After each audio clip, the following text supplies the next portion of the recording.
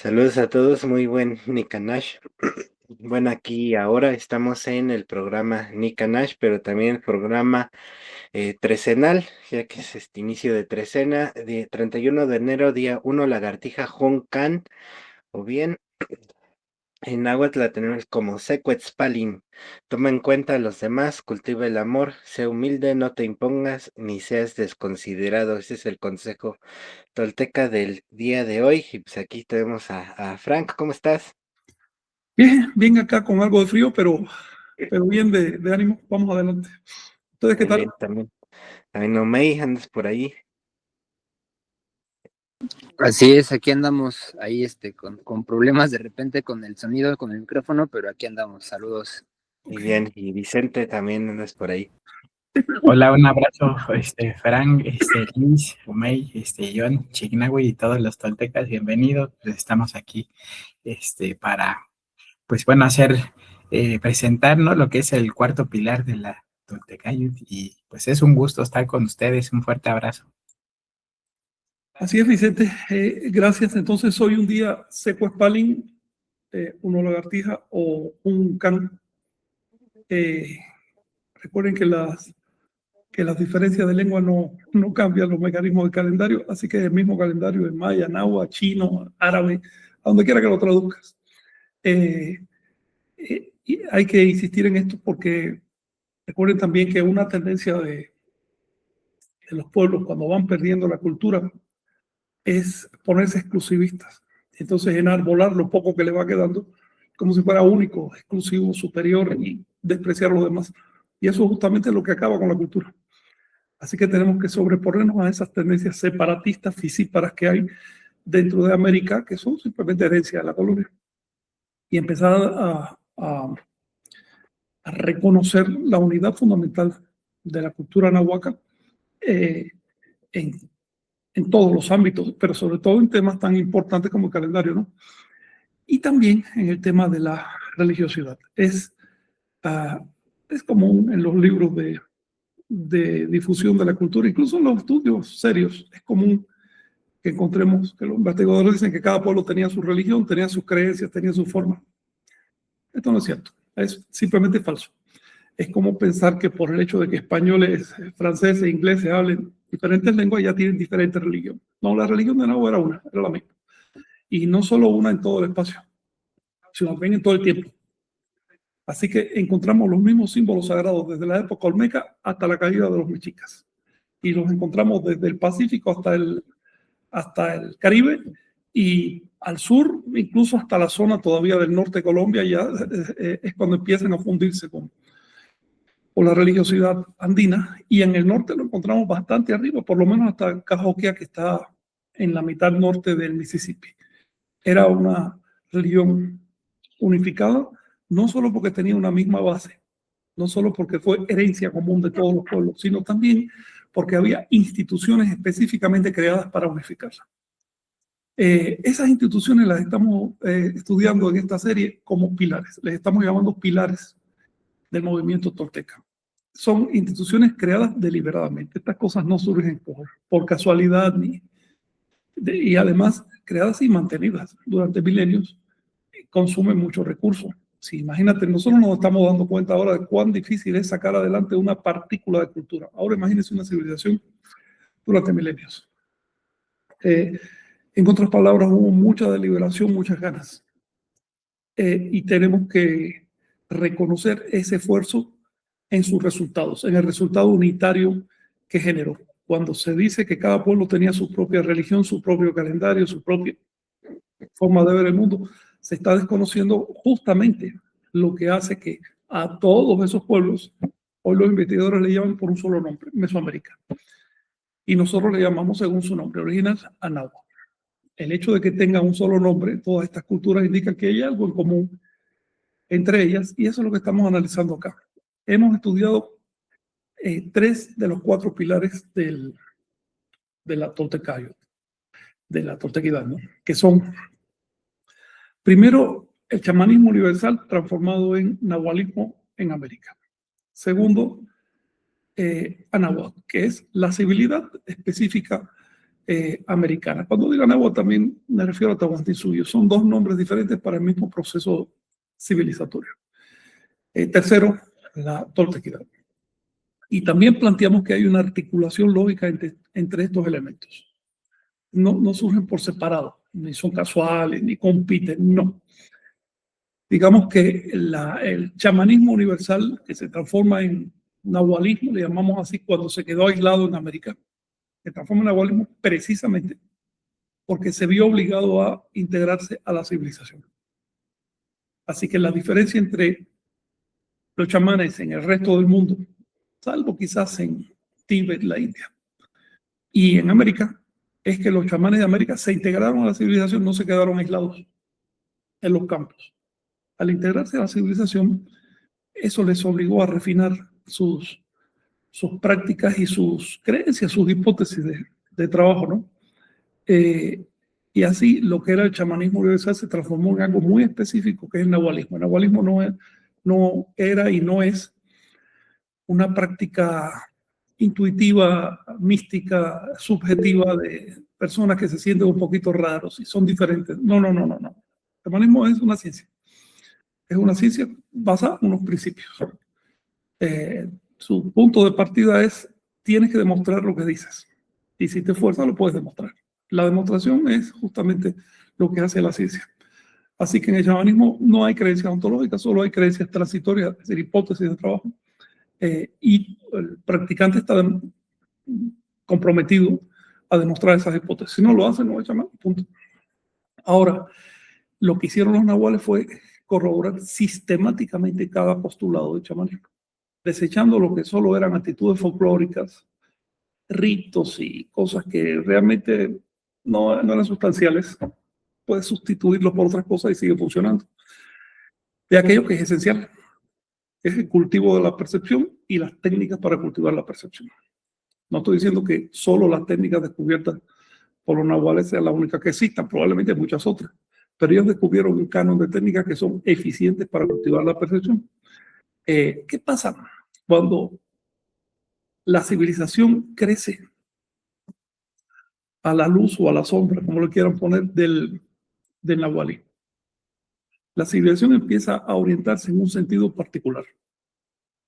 Y por eso encontramos en la civilización de toda América, pero se ve muy patente en Anáhuac, fenómenos que no aparecen en otras partes del mundo. Por ejemplo, agarra cualquier civilización del viejo mundo, excepto quizás la India, y con cuidado, estudia su historia y vas a ver que hubo varias guerras religiosas grandes en su historia y que en esas guerras un bando triunfó y satanizó lo que había anteriormente. Eso no lo vas a encontrar en las civilizaciones de América. No hay guerras religiosas acá. Las guerras entre mexicas y tlaxcaltecas, si quieres poner un ejemplo, ¿no? Entre incas y chancas, eran guerras por cuestiones de territorio, cuestiones de poder, pero todos tenían los mismos dioses y las mismas creencias. No satanizaban al prójimo ideológicamente. ¿Por qué? Porque eso no se dio en América. Eran seres humanos, con los mismos intereses, las mismas pugnas, el mismo egoísmo que en todas partes. ¿Qué impidió que el egoísmo natural del ser humano condujera a guerras de fe o al intento de imponer una ideología sobre otra? Hubo un fenómeno específico. El fenómeno, además, no fue pasivo, fue algo muy activo, algo que le imprimió un sesgo a la sociedad. Ese fenómeno fue el nahualismo. Este es un ejemplo que les pongo. Hay otros indicadores. Por ejemplo, encontramos desde tiempos muy tempranos en América un interés por las matemáticas y el cielo y la cronología. Estas ciencias demuestran interés intelectual, curiosidad intelectual. Y vemos que desde esos primeros tiempos, estamos hablando del principio de los Olmecas o puede que antes, los símbolos que se usaban para expresar los números, los ciclos y demás, son los mismos que siguen hasta el final. Es decir, no hubo una interrupción en la ciencia. La ciencia se acumuló linealmente, no quemaban bibliotecas por motivos de resentimiento científico ni nada de eso. Eso no pasa en el viejo mundo porque las civilizaciones de allá, lo primero que hacían cuando invadían al enemigo era quemar sus bibliotecas, exterminar su ciencia. Y eso produjo bastante,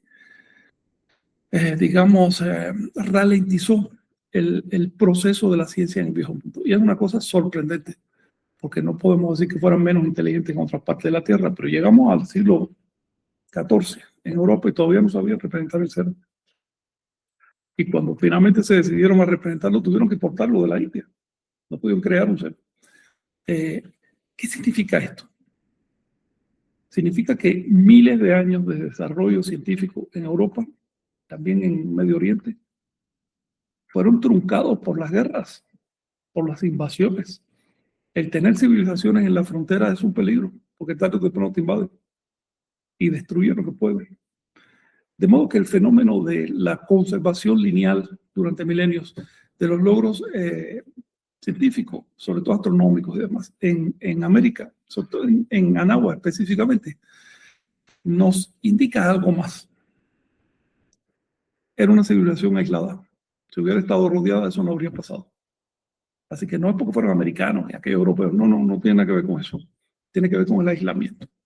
Si los anahuacas hubieran tenido una gran civilización en su frontera, digamos ahí pegado de Nuevo México, no sé, la zona de Colombia, Venezuela, una gran civilización, habrían entrado en guerra periódica con esa civilización y claro que no habrían podido mantener logros delicados como digamos la expresión, la escritura de los números o ciertos conocimientos astronómicos y demás. Veamos la otra cara de la moneda. El hecho de que no tuvieran civilizaciones en la frontera les inhibió a desarrollar armas y transportes. Así que, bueno, transportes finalmente no se podían desarrollar porque no había animales de tiro, pero las armas en Anáhuac y Tahuantinsuyo eran bastante primitivas. Eran como las que pudiéramos haber encontrado en el Neolítico. No es que fueran de piedra, ¿ok? Pero eran primitivas, eran armas para guerra tú a tú y para pequeñas escaramuzas, no para invadir otra civilización. ¿Por qué? Porque no les hacía falta. Así de simple. En cambio, encontramos en los pueblos de Europa y del Medio Oriente desde hace milenios un enorme desarrollo metalúrgico y de transporte. ¿Ven? Vamos a otro indicador, el arte, digamos. Vemos que los pueblos de América dedicaron muchísimos recursos al arte, muchos recursos. ¿Por qué? Porque no tenían que dedicarlo a la guerra. Entonces, simplemente el contexto histórico, cultural, geográfico te va diciendo más o menos cómo se desarrolla una civilización y eso le imprime una forma a sus contenidos ideológicos. De ese modo, el chamanismo se transforma en nahualismo, el nahualismo le imprime a la sociedad cierto sesgo y ese sesgo termina creando la Toltecayo. Fíjense que no tenemos que recurrir a ninguna influencia sobrenatural, a ninguna revelación mágica para caer en la Toltecayo. La Toltecayo simplemente fue el producto de la civilización anahuaca debido a sus circunstancias. ¿Y qué nos dice la Toltecayo? Ya lo estudiamos la semana pasada. El principio básico de la Toltecayo es el intento, la vocación de armonizar los símbolos e instituciones. Toltecayo no es un contenido de soluciones culturales, sino lo que haces con ellas. Si esas soluciones culturales las armonizas a través de un sistema, de una cosmología, es decir, un sistema de símbolos, de relaciones que te permite darle su orden a cada cosa, ¿qué haces con ellos? Minimizar los roces sociales, minimizar los problemas. Y entonces empieza a acumularse la energía. Eso es la toltequidad, el intento de armonizar la sociedad. Armonizar no es hegemonizar. Si algo hizo la toltequidad con mucho cuidado fue descartar a un segundo plano las ideologías. No porque la gente no tuviera ideologías, sino porque era una sociedad eminentemente práctica. No podía permitirse un experimento social exagerado porque hubieran perecido. Por eso es que otro principio de la toltequidad es aclarar lo siguiente: los dioses están presos en los ciclos de las estrellas. ¿Qué significa esto? La naturaleza está por delante. Los dioses son solo imágenes mentales que nos hacemos. Así que de ninguna manera los dioses están por encima de la naturaleza. Tenemos que observar primero los resultados prácticos de nuestras acciones y ya después teorizar. ¿Ok? Eso se descuidó en el viejo mundo. Todavía hoy están luchando cristianos contra musulmanes a muerte y se petan pronto a otras religiones porque consideran que sus ideologías tienen la verdad absoluta y los demás se equivocan absolutamente. Ahí lo tenemos en Irán. Tú sabes lo que es que sacerdotes que se supone que deben estar para el bien están matando mujeres porque no se ajustan un velo en la cabeza. Entonces, poner una ideología a la vida, y no solo la vida propia, sino la vida del prójimo. Eso es violar cualquier principio moral en nombre de la fe. Ese fenómeno no se dio en América, porque en América las sociedades tuvieron cuidado, mucho cuidado, de advertirle a los sacerdotes que sus creencias eran solo una cuestión de opinión, que la verdad no depende de la creencia, la verdad depende de la experiencia, de las demostraciones. Aquí vemos otro principio nahuálico básico, ser una persona de experiencia propia. Hoy nos vamos a plantear la consecuencia de esto, de estos enlaces causales que he mencionado, cómo una cosa lleva a la otra. Hemos caído en el concepto de la Toltecayo.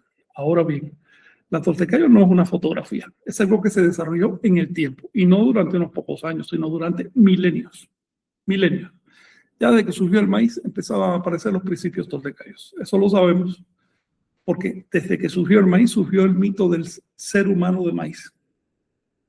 Quienes crearon el maíz estaban conscientes de que ellos lo habían creado, que el maíz no es natural, sino que agarraron una hierba natural e hicieron todo tipo de experimentaciones y mutaciones genéticas además hasta que dio el maíz. Y por eso transformaron el maíz en emblema del ser humano.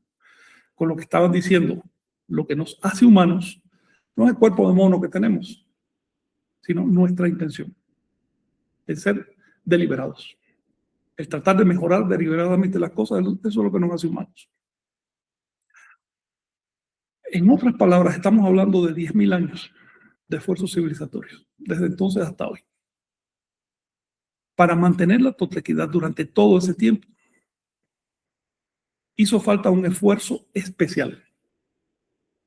Es decir, fue necesario desarrollar un sistema de mensajeros, de voceros de la toltequidad, de predicadores de la toltequidad.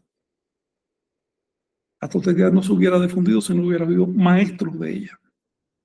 Y a los grandes mensajeros de la toltequidad, los anahuacas le dieron el título de serpientes emplumadas. Por lo tanto, la serpiente emplumada es el cuarto pilar.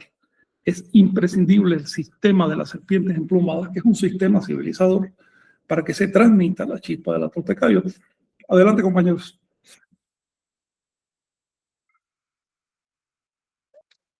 Por ahí me ibas a platicar algo. Pues sí, digo, creo que ya hiciste una amplia introducción al tema de hoy y repaso pues con esta amplitud de enfoque, ¿no? Y lo que yo quería abordar también es que lo que mencionabas, esto del nahualismo como el chamanismo dentro de la sociedad, justamente es un elemento de la civilidad. Sí. Es un elemento que caracteriza, no es algo característico nada más de aquí de Anáhuac, que es más bien, es un entendimiento de las civilizaciones madre, yo lo vería de ese modo. Sí. Justamente el mito de la serpiente emplumada no es un mito nada más de aquí, sino es un elemento. Estaba viendo un documental hace unos días en donde hablan, por ejemplo, de que Osiris, sea Catopilsin, de hecho, hay otro, yo no lo conocía, en las islas de Pascua, con los moais, ¿no? Estas figuras grandísimas, colosales, que tienen ahí milenios de existencia, que también tienen se llama Hotumatu, en Rapa Nui. Sí. Rapa Nui es la zona. Sí. Entonces, también es lo mismo que Viracocha, es lo mismo que Osiris, es lo mismo que Calcoat. Esos personajes, esos mitos, que de hecho se corresponden a unos ciclos, ¿no? Tú nos vas a hablar también hoy de los ciclos que... Sí, caemos en el tema que sacó Serpiente Plumada es el tema de los ciclos. Es el tema de los ciclos, ¿no? Entonces, yo lo que menciono también, digo, vamos a hablar justo del mito, ¿no? Cómo surge, cómo no nada más bien, que tiene unas características que se comparten a nivel global, ¿no? Lo que unifica, digamos, a nivel global, creo que muchas veces son los mitos, y tiene que ver justo con esto que mencionas. Hoy en día, por ejemplo, ya como hablando un poco para la actualidad, se usa el tema del consumo de plantas, ¿no? De psicoactivas, ¿no? Que generan un viaje como modelo de persecución y de prohibición, porque al final de cuentas tiene una raíz también religioso-política, en donde esa prohibición hoy en día sirve para fines políticos, ¿no? Hoy en día hay un presidente en Sudamérica que fue secuestrado por la justificación esa, ¿no? De que estaba ahí haciendo pues manejo en tráfico de cosas, ¿no? De sustancias. Entonces, era lo menos que estaba haciendo. Es lo menos que estaba haciendo. Empezaron también por destruir económicamente su país, cuando todavía no había bloqueo. Pero vamos, la justificación. Convertirlo en polvo, vaya. Narrativa. Matar a mucha gente con torturas. Su especialidad era sobre todo torturar hasta la muerte. Entonces, claro que había que detener ese perro.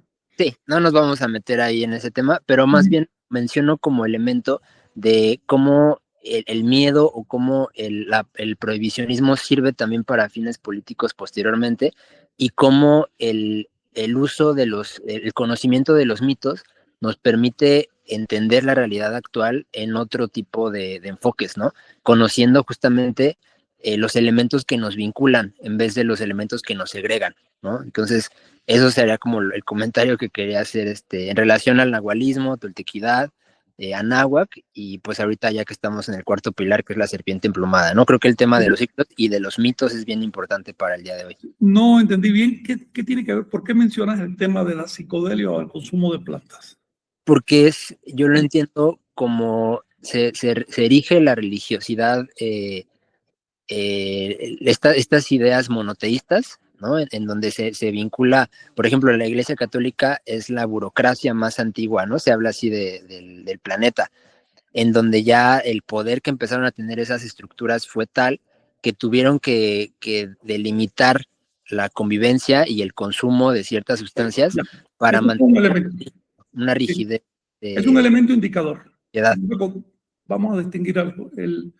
El problema que hay hoy con el tráfico de sustancias no tiene que ver con la psicodelia. Las sustancias que se trafican hoy, que producen imperios comerciales y gobiernos, ni siquiera son psicodélicas, son simplemente reactivos para estar arriba, para colocarse.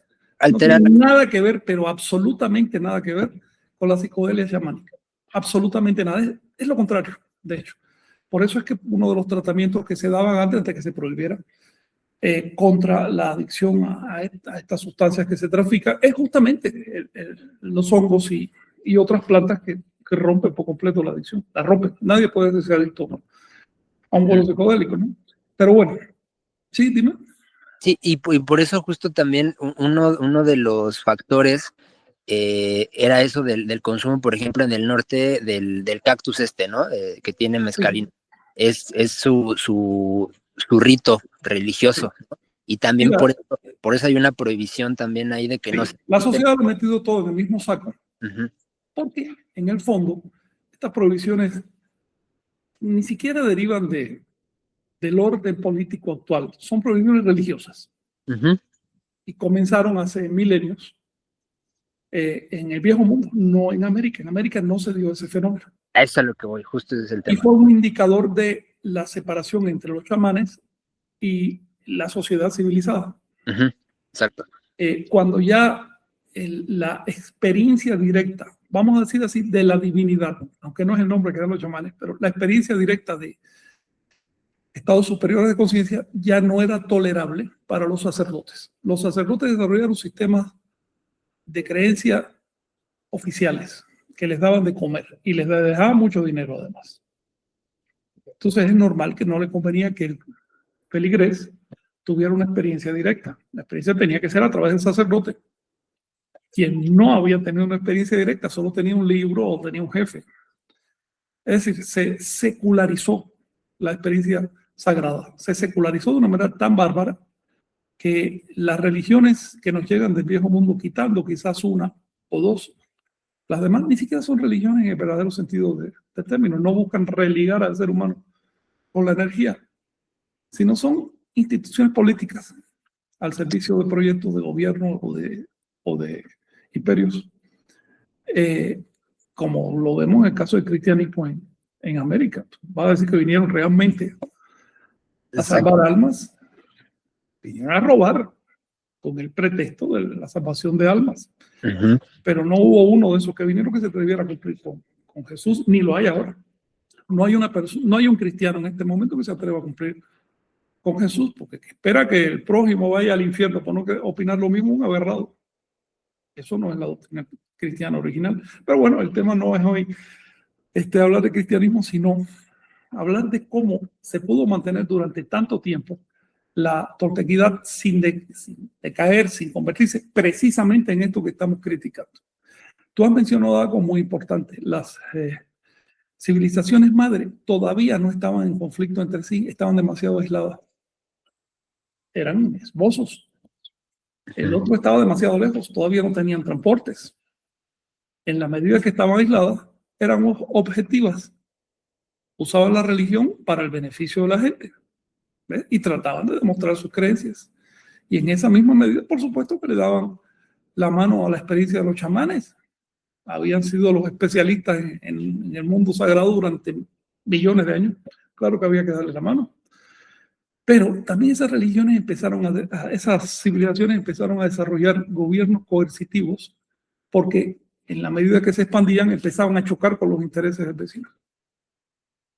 Y los gobiernos se dieron cuenta que el modo de mantener tranquilo a un pueblo es a través de una casta sacerdotal.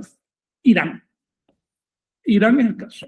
Directamente una casta sacerdotal en el siglo XXI dirigiendo un pueblo férreamente, dispuesto además a exterminar aunque a 9/10 partes de la población, físicamente, a exterminarlos, solo para que la casta siga dominando el poquito que queda. Estamos hablando de locura, enajenación.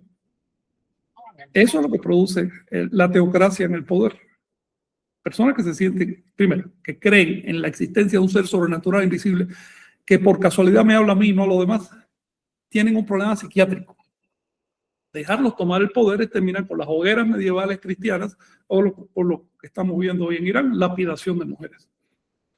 Con el apoyo, para que no se nos olvide, de grandes potencias del planeta que son muy humanitarias, pero apoyan en la lapidación de mujeres. ¿Ves? Rusia, China. Entonces, y tampoco se nos debe olvidar que hay todo tipo de intereses económicos y políticos detrás. Entonces ya menciono a los Estados Unidos. Pero básicamente el hecho de que una casta sacerdotal sigue gobernando para mal a una civilización, destruyendo los elementos de la civilización, reduciéndolas a estadios tribales. Eso ocurrió en todo el viejo mundo. Irán solo es el último estertor de un proceso que duró milenios, porque fue sistemáticamente destruida la sabiduría, la información de los chamanes y sustituida por creencias estúpidas, como la creencia, por supuesto, en seres invisibles y cosas así. Son estupideces. Y sobre todo, pienso también que al final tú para llevar a cabo un fin político, lo primero que tienes que hacer, lo primero que sí, que te sirve es polarizar. Entonces, cuando empiezas a polarizar, tienes que agarrar un bando y entonces te olvidas de la enseñanza y te olvidas de la serpiente emplumada, que es la armonización de las polaridades, porque tu fin político ya se vuelve un fin más que un medio, ¿no?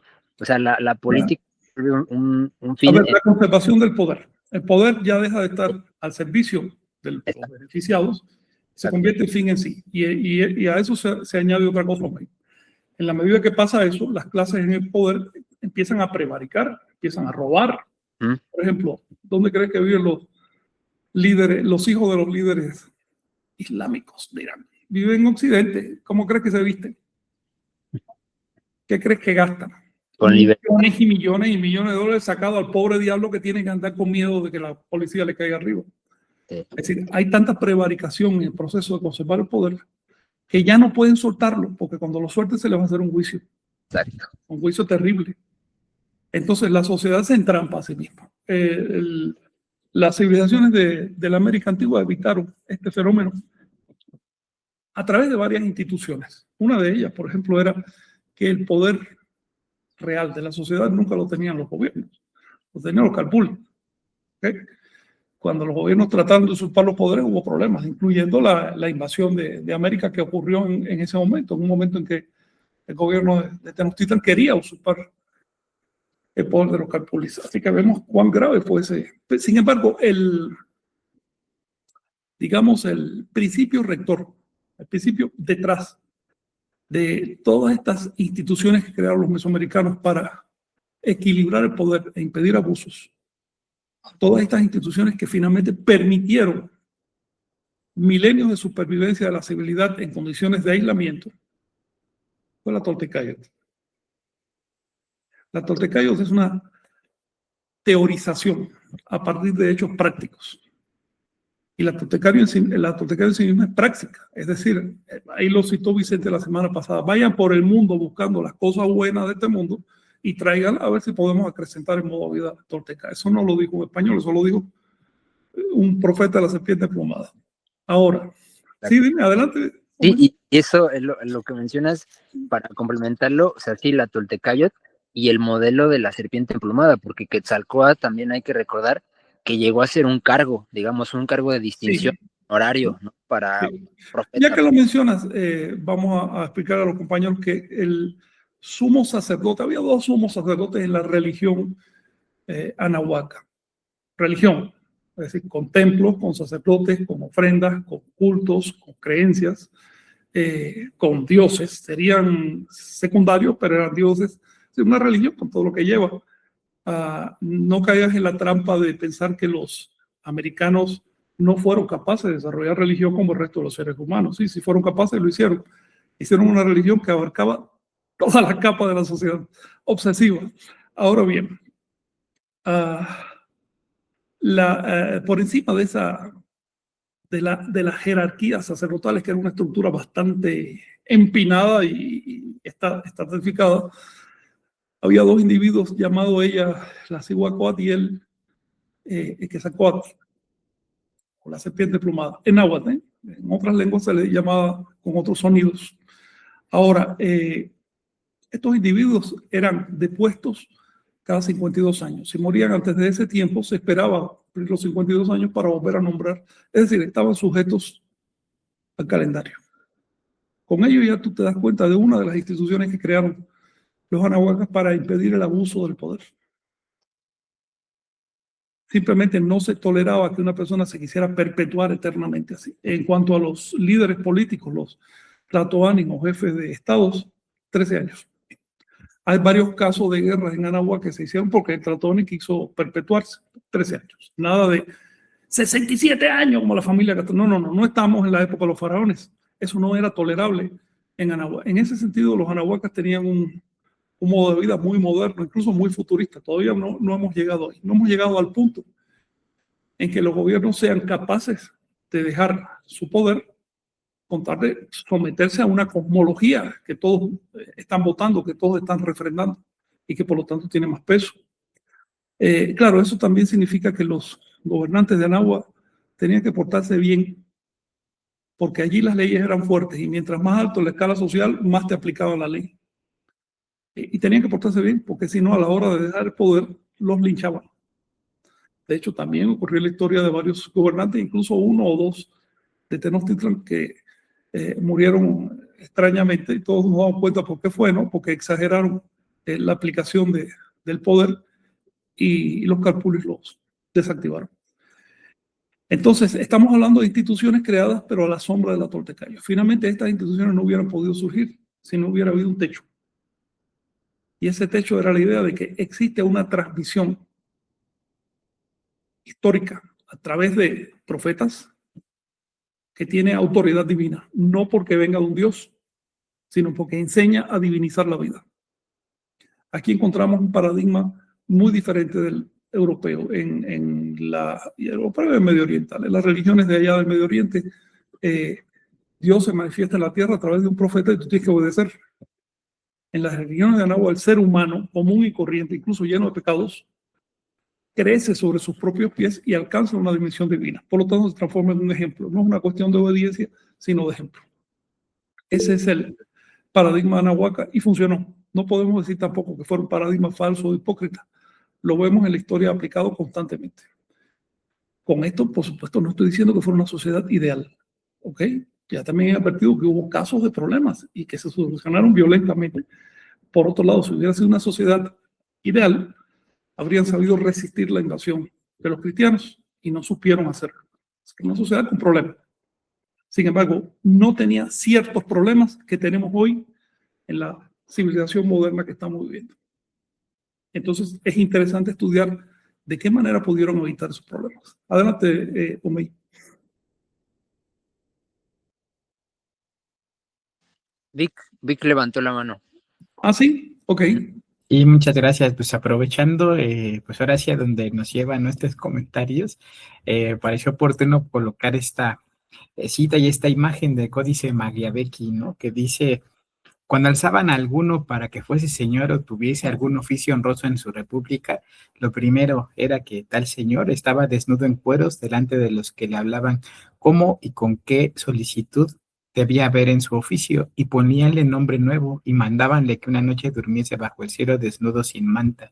Le ayunaba 4 días a solo pan y agua. Entonces me parece algo relevante que pues si estos políticos, ¿no?, que se dicen representarnos, pues no lo hacen, ¿no? Entonces también la indicación, ¿no?, de que sea pues de ser perseguido político, por así decirlo, ¿no?, que intentaron aniquilarlo, pues se fue moviendo hasta ahora sí hacerse gobernante, y para ello es muy importante conocer su historia, ¿no? Conocer lo que los libros nos han negado, pero que nosotros pues, tenemos oportunidad de conocer gracias a este gran esfuerzo, Frank, a esta investigación constante de tantos cronistas y gente que ha evitado que esta historia se pierda, ¿no? Y que nos da mucho por aprender, así que... Sí, Vicente, esto que estás mencionando se continuaba, porque, por ejemplo, en todo el año tenían que ayunar 80 días.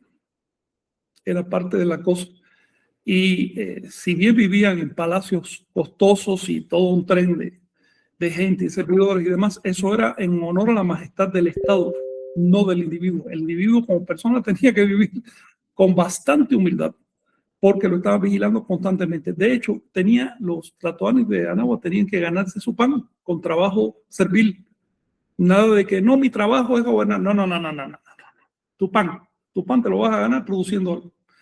El trabajo que se dedicaba a los tlatoanis era barrer las calles. Esto lo sabemos, pues hay bastantes referencias al respecto. Se habla mucho sobre todo esa era la chamba, ese era el trabajo, como se dice, el de Seacatopilsin, el último profeta de la serpiente plumada. Él se dedicaba a barrer por las mañanas tempranito, y ya como a las 9 de la mañana terminaba el servicio de barrido y empezaba el servicio de gobierno. Y se sabe que los mexicas, por lo menos en teoría, lo hacían así. No digo que tuvieran a tlatoani barriendo toda la calle, ¿no? Pero sí por lo menos un principio de sacrificio personal para que aprendiera, ¿no?, cómo vive el pobre. Y, en fin, había una serie de principios. Esto que tú has mencionado de pasar un día en cuero con el clima del altiplano y con 4 interrogadores que están viendo si te duermes o no, ¿no? Y si en un momento de máximo estrés todavía mantienes la alerta y puedes resolver un problema. Si eso se aplicara a los políticos de hoy, para empezar, la inmensa mayoría de los que hoy son políticos no se presentarían. Se irían a comerciar, que en el fondo es lo que les gusta.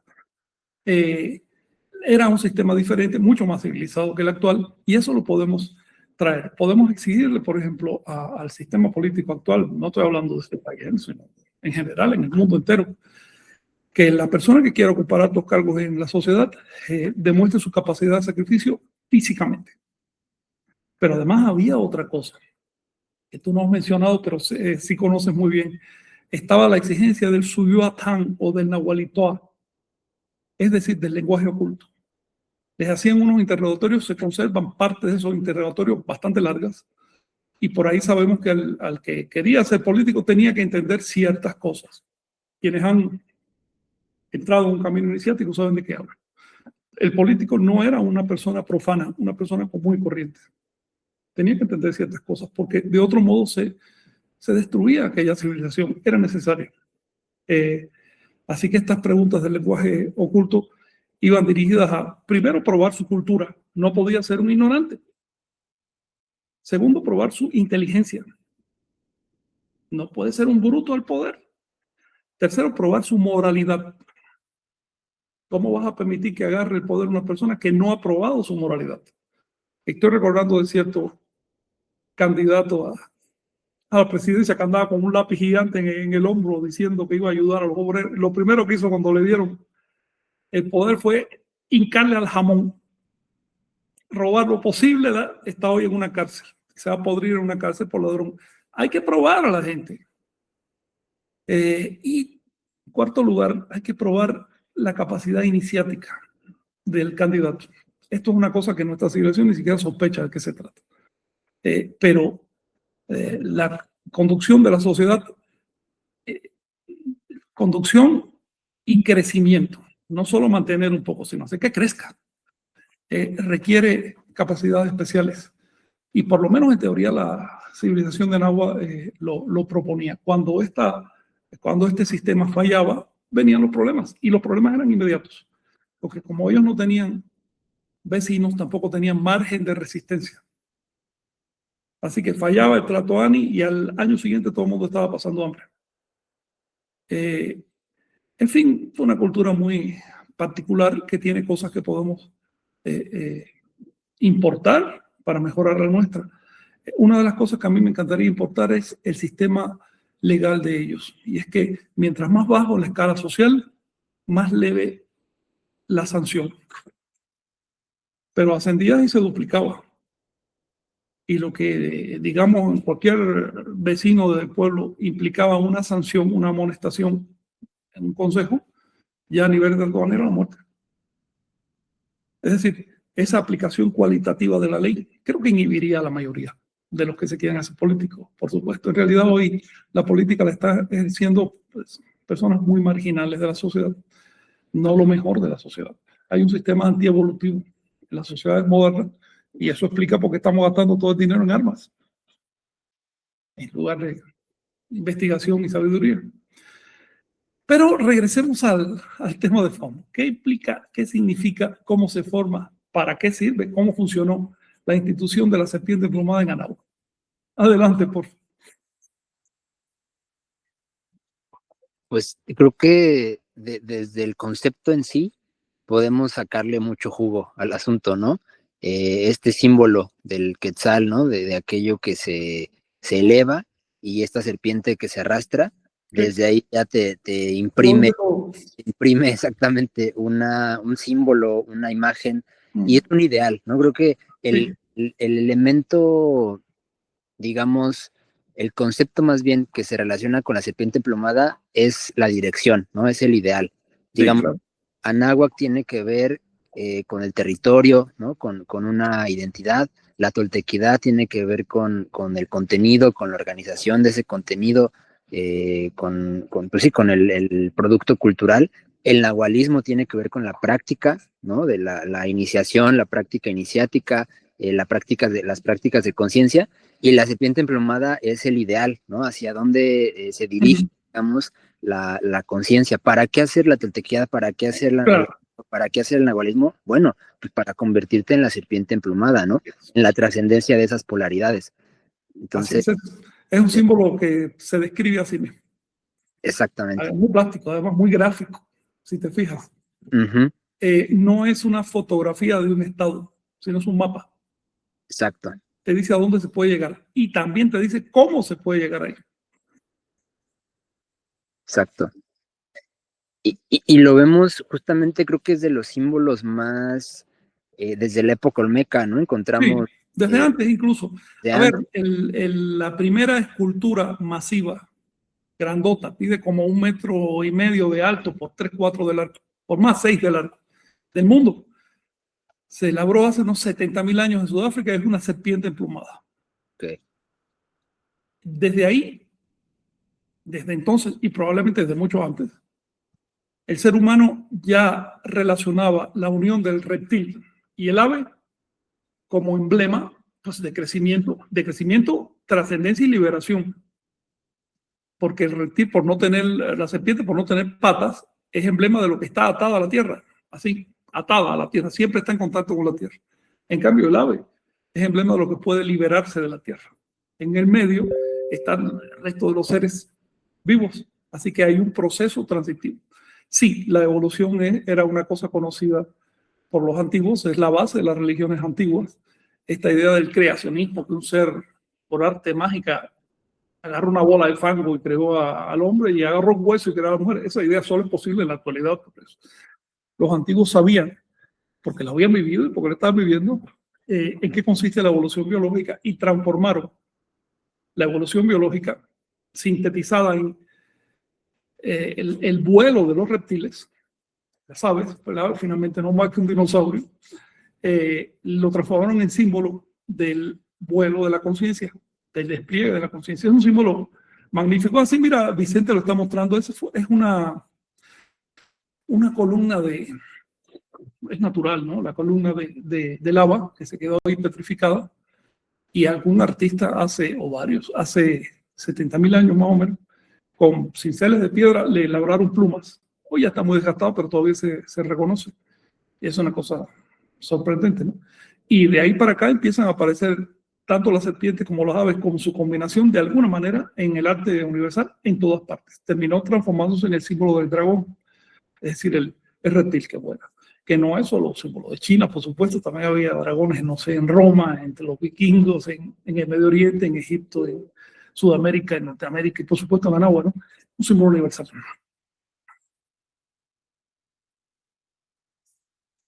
Sí, adelante compañero. Sí. Tú me estás mandando imágenes. Sí, mandé una imagen, me encontré igual ahí en las redes hace poco, una imagen que coincide justo con la trecena de hoy, en donde se están comiendo una serpiente y un águila a una lagartija. Oye, si quieres ponerlas, están muy buenas. Sí. Se las mandé también ahí a Vicente a ver si las puede, que él está. Sí, las ponemos en un momentito. Okay. Que igual, o sea, la lagartija yo también la relaciono, digo, también como hilvanando estos conceptos, estos símbolos. Las lagartijas están siempre en las zonas arqueológicas, ¿no? Son como un símbolo los que resguardan. Oye, pues yo le veo tipo de serpiente, no de lagartija. No, la otra. Ahí se están sí. disputando un conejo. Ese es del Feyerabadi, creo. A ese, mira.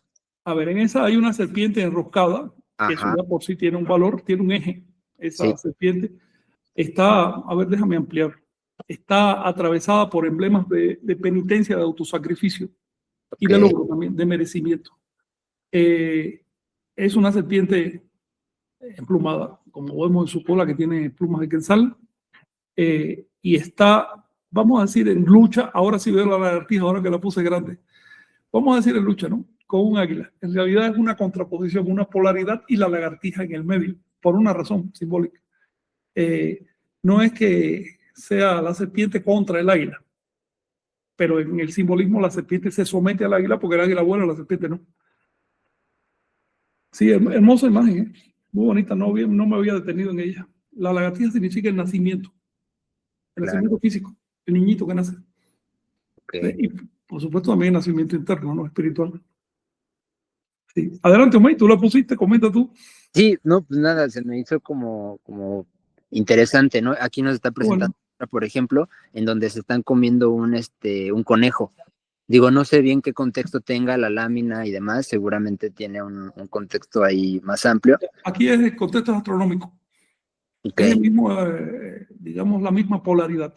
El ave, que representa lo solar, lo masculino, lo luminoso, y la serpiente, que es lo contrario, es el nahual y demás.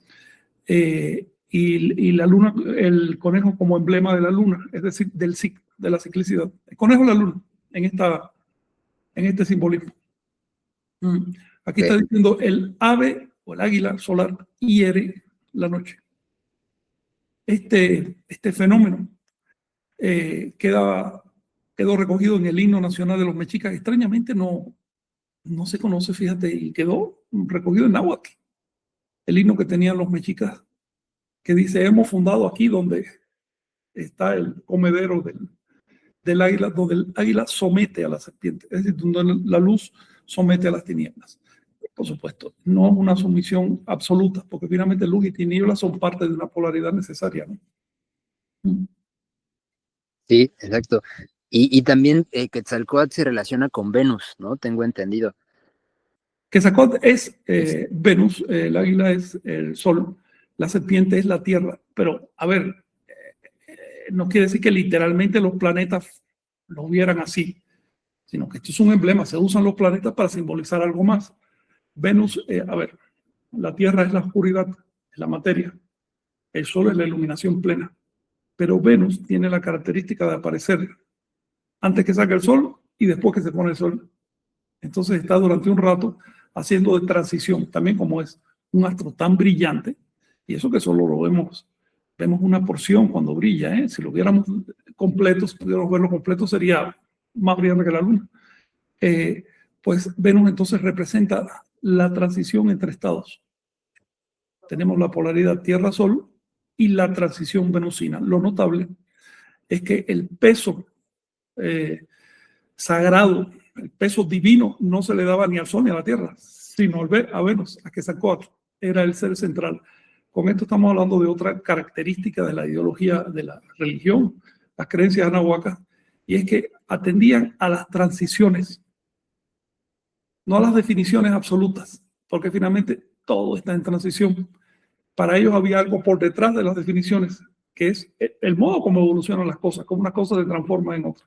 Entonces, el paso del día a la noche o de la noche al día, representado por Venus, era uno de los emblemas de la evolución, de cómo todo se va moviendo. Quetzalcóatl significa la evolución. Ahora, platiquemos de los ciclos de la serpiente emplumada. Sí, creo que es un tema. Venus es esencial para lo de los Sí, tú sabes que Venus tiene una conducta extraña en el cielo. Es casualidad, ¿ok? Pudiera no haber existido el planeta Venus, de todas maneras el ser humano hubiera inventado símbolos, pero está ahí Venus y fue aprovechado. La conducta de Venus es rara porque Venus, en lugar de estar fuera del sistema solar con respecto a nosotros, está dentro del sistema solar. Es decir, si miramos al Sol, Venus está en el medio. Por lo tanto, cuando es de noche, que estamos mirando para afuera, ya no vemos a Venus. Hombre, si el Sol está arriba, tampoco lo vemos, porque si él está iluminado, ¿no? Por eso es cuando el Sol se pone o antes de nacer, que tenemos el chance de ver a Venus durante un ratito. Y por eso es su valor como símbolo. Pero se comporta de tal manera el año de Venus que durante la mitad del año lo estamos viendo en las mañanas, la otra mitad lo estamos viendo en la noche. Todo depende con respecto a nosotros en qué posición esté alrededor del Sol. Está para este lado, lo vemos en la mañana, si está para este lado, lo vemos al atardecer. Por eso los antiguos incluso llegaron a creer que eran dos astros similares, pero eran dos astros diferentes. Sin embargo, ya desde las primeras civilizaciones madres ya los sabios sabían que es un solo astro que se está moviendo dentro del sistema solar con respecto a nosotros. Comprender el movimiento de Venus para poderlo predecir implica comprender la rotación de la Tierra, la inmovilidad relativa del Sol, la posición respectiva de los planetas y demás. Es una cosa que ya se logró hace milenios. Aunque no es, digamos, de uso popular. Pero los sabios lo sabían y sobre eso construyeron la religión. El ciclo de Venus, el ciclo planetario, digamos que inspiró el ciclo de la serpiente emplumada ya en un sentido teológico.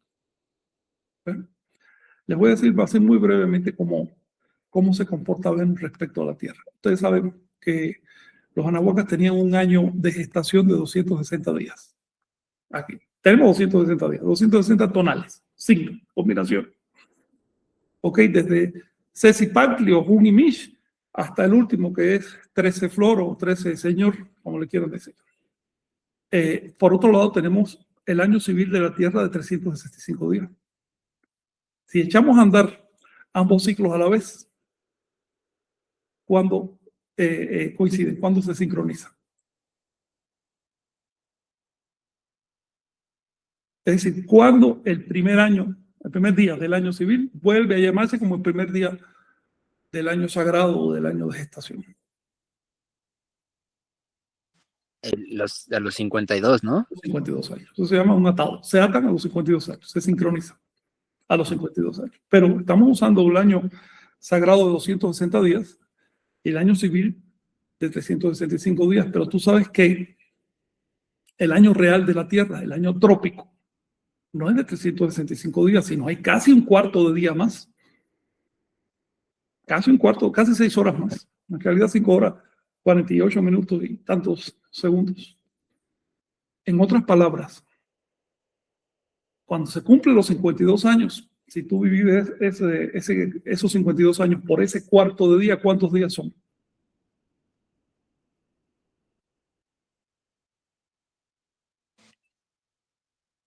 A ver, ¿cómo? 52 entre un cuarto.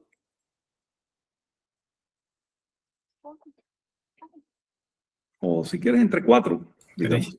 13. Ah, 13, sí, sí. El cuarto de 52. Okay. Tenemos entonces 13 días de diferencia. Estamos cuando se produce el atado, hay 13 días de diferencia con respecto a la realidad astronómica que ven tus ojos. Está ocurriendo 13 días antes. Y esos 13 días también son 13 tonales. Es la primera trecena del tonal Powell. A los 52 años después, la segunda trecena del tonal Powell y así sucesivamente. ¿Cuántas trecenas tiene el tonal Powell? 20 trecenas. 20. Son 260 días. Por lo tanto, tú necesitas 20 veces 52 para cortar el tonal Powell, para que se sincronice realmente el tonal Powell, y no solo con el año civil, sino también con el año de las estaciones, el año natural. Y ahí tienes el ciclo de 1040 años. Ese es el ciclo de la serpiente emplumada. Pero si paralelamente tú estás contando el ciclo de Venus, les pido un esfuerzo de abstracción. Así que aquí tenemos el año sagrado de gestación humana 260, el año civil de 365, el año de la naturaleza de 365 y cuarto, que nos van a dar 260, 52 años, 1040 años. Tienes también el año de Venus aparente, sinódico, de 584 días, casi 584 días. En realidad 583.92 días. Si tú lo empiezas a contar paralelamente, ocurre que el ciclo teórico de Venus está cayendo un poquito después que el ciclo real. Pero una nada, ¿eh? No se nota en el primer atado. Pero en el segundo atado ya son 5 días de diferencia. A los 1040 atados, años, a los 20 atados, son 52 días de diferencia. ¿Cuántos ciclos de 1040 años tienen que pasar para que Venus vuelva a caer el primer día? 5. Pero 5, es decir, 5200 años. Así que tenemos el ciclo de Quetzalcóatl de 5200 años, que es una quinta parte del ciclo de Quetzalcóatl de 1040 años, es una quinta parte del ciclo grande de 5200 años, que llamaron Sol. Este es el esquema de ciclos muy básicamente. Ustedes saben que los soles además se organizan en paquetes de 5, también por razones venusinas que no voy a meter aquí, que tiene que ver con el tránsito de Venus sobre el Sol.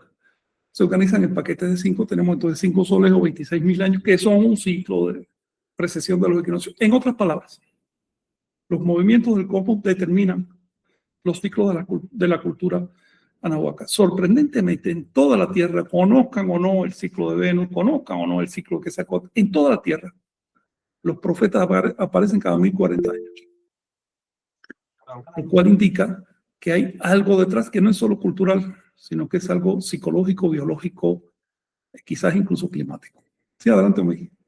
Y que de hecho, digo, abordamos este tema también con la visión esta del mesianismo milenarista, ¿no? Que es como un estudio más pormenorizado de estos mitos y de estas tradiciones pues muy antiguas, en donde el milenarismo, ¿no? Cada 1000 años ocurre algo, ¿no? Viene el Mesías, viene el profeta. Sí. El mesianismo es milenarista en su desarrollo.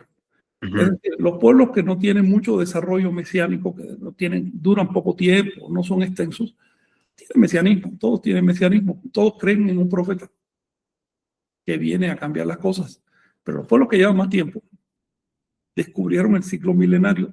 El ciclo milenario por primera vez aparece en los textos sagrados zoroastrianos, específicamente en un libro que se llama Zend Avesta. Ahí lo dice. Es un libro corto, cómodo de leer, y dice en una sección muy claramente, los mensajeros de Ahura Mazda aparecen cada 1000 años. Por eso es que el ciclo mesiánico se llama milenario o milenio. Ese ciclo fue recogido después por la Biblia, que también vuelve a hablar de los 1000 años. No lo inventaron los cristianos, no lo inventaron los judíos, lo inventaron los zoroastrianos. O más bien, lo plasmaron por primera vez en un texto. Es evidente que ese conocimiento es anterior a ellos, ¿no? Babilonio, chino, hindú. Cuando llegamos a América, como no contaban por dieces, tú sabes que en el conteo por 10 el 1000 es importante porque tú tienes 10, después 100, después 1000, son los órdenes de 10. Pero si tú cuentas por 20, cambia la cosa. Así que el ciclo más parecido al milenio en América es justamente el de los 20 atados. Y 20 atados son 1040 años. Ahora les quiero decir algo sin abundar en esto, pues tendría que demostrarlo. Pero al hacer una tabla cronológica de aparición de profetas en las principales civilizaciones del mundo, queda claro que el ciclo no es de 1000, es de 1040 años. En 2 recurrencias no lo nota, pero en 5 o 6 ya lo empieza a notar. ¿Ve? Es un tema que tendríamos que platicar un poco más. En otras palabras, dime.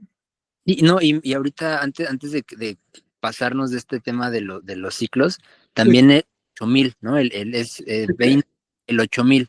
Ah, sí, ese es el siguiente orden de conversión.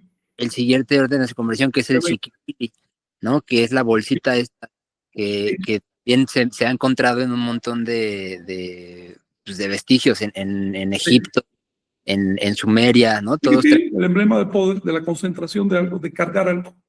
Ajá. Sí, es muy antiguo. Y es el emblema de los sacerdotes de todas partes de la tierra, porque ahí llevamos también sus cosas, ¿no? De sacerdotales. Pero una bolsa, igual que una vasija, es emblema de contener energía. Entonces, por eso aparece en todas partes. Ahora, ¿sí? Lo que vi últimamente fue la interpretación que le dan es que cargaban ahí semillas, ¿no? Semillas. Bueno, en el arte mesoamericano aparece el sembrador con una bolsa dejando semillas. Eso no quiere decir que los sacerdotes cargaran semillas en sus bolsas. Claro. La bolsa sirve por un montón de cosas.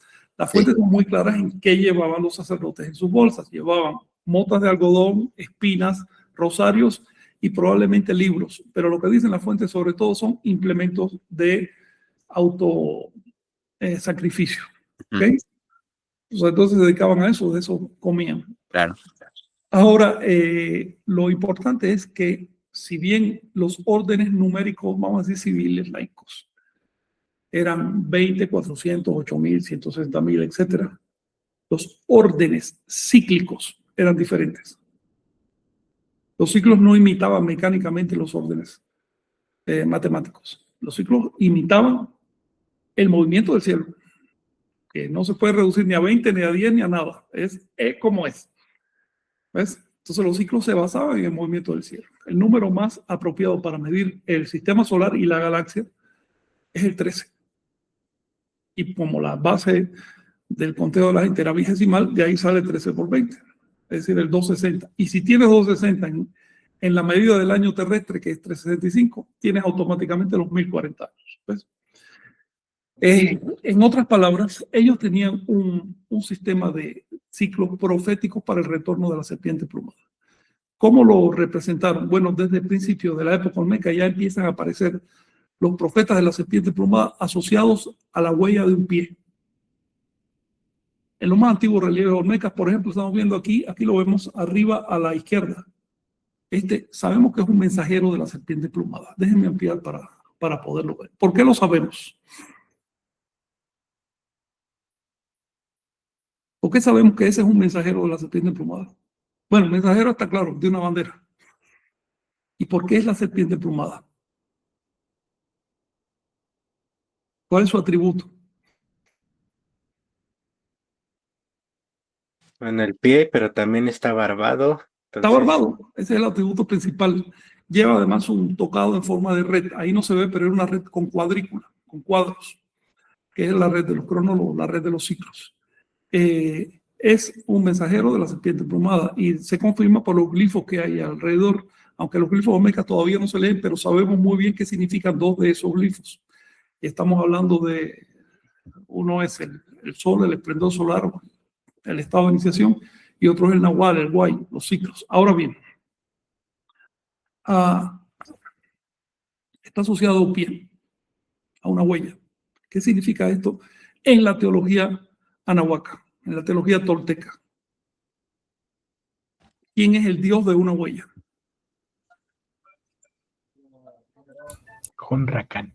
Hunracán, Tezcatlipoca, una huella, Hunracán. Tezcatlipoca es digamos, el que está detrás.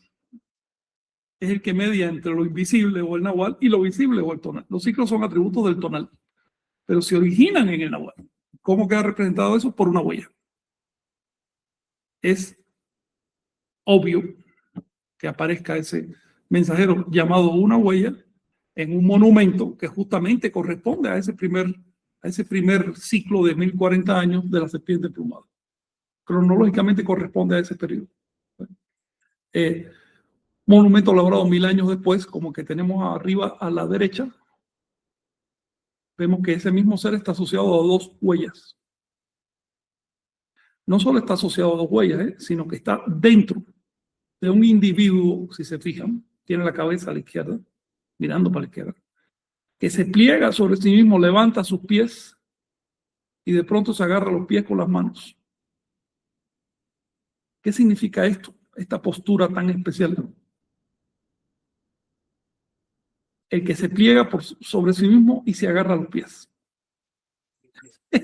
Wow, está impresionante eso. Impresionante. ¿Qué significa? Los ciclos. Ciclos, claro. El señor de los ciclos.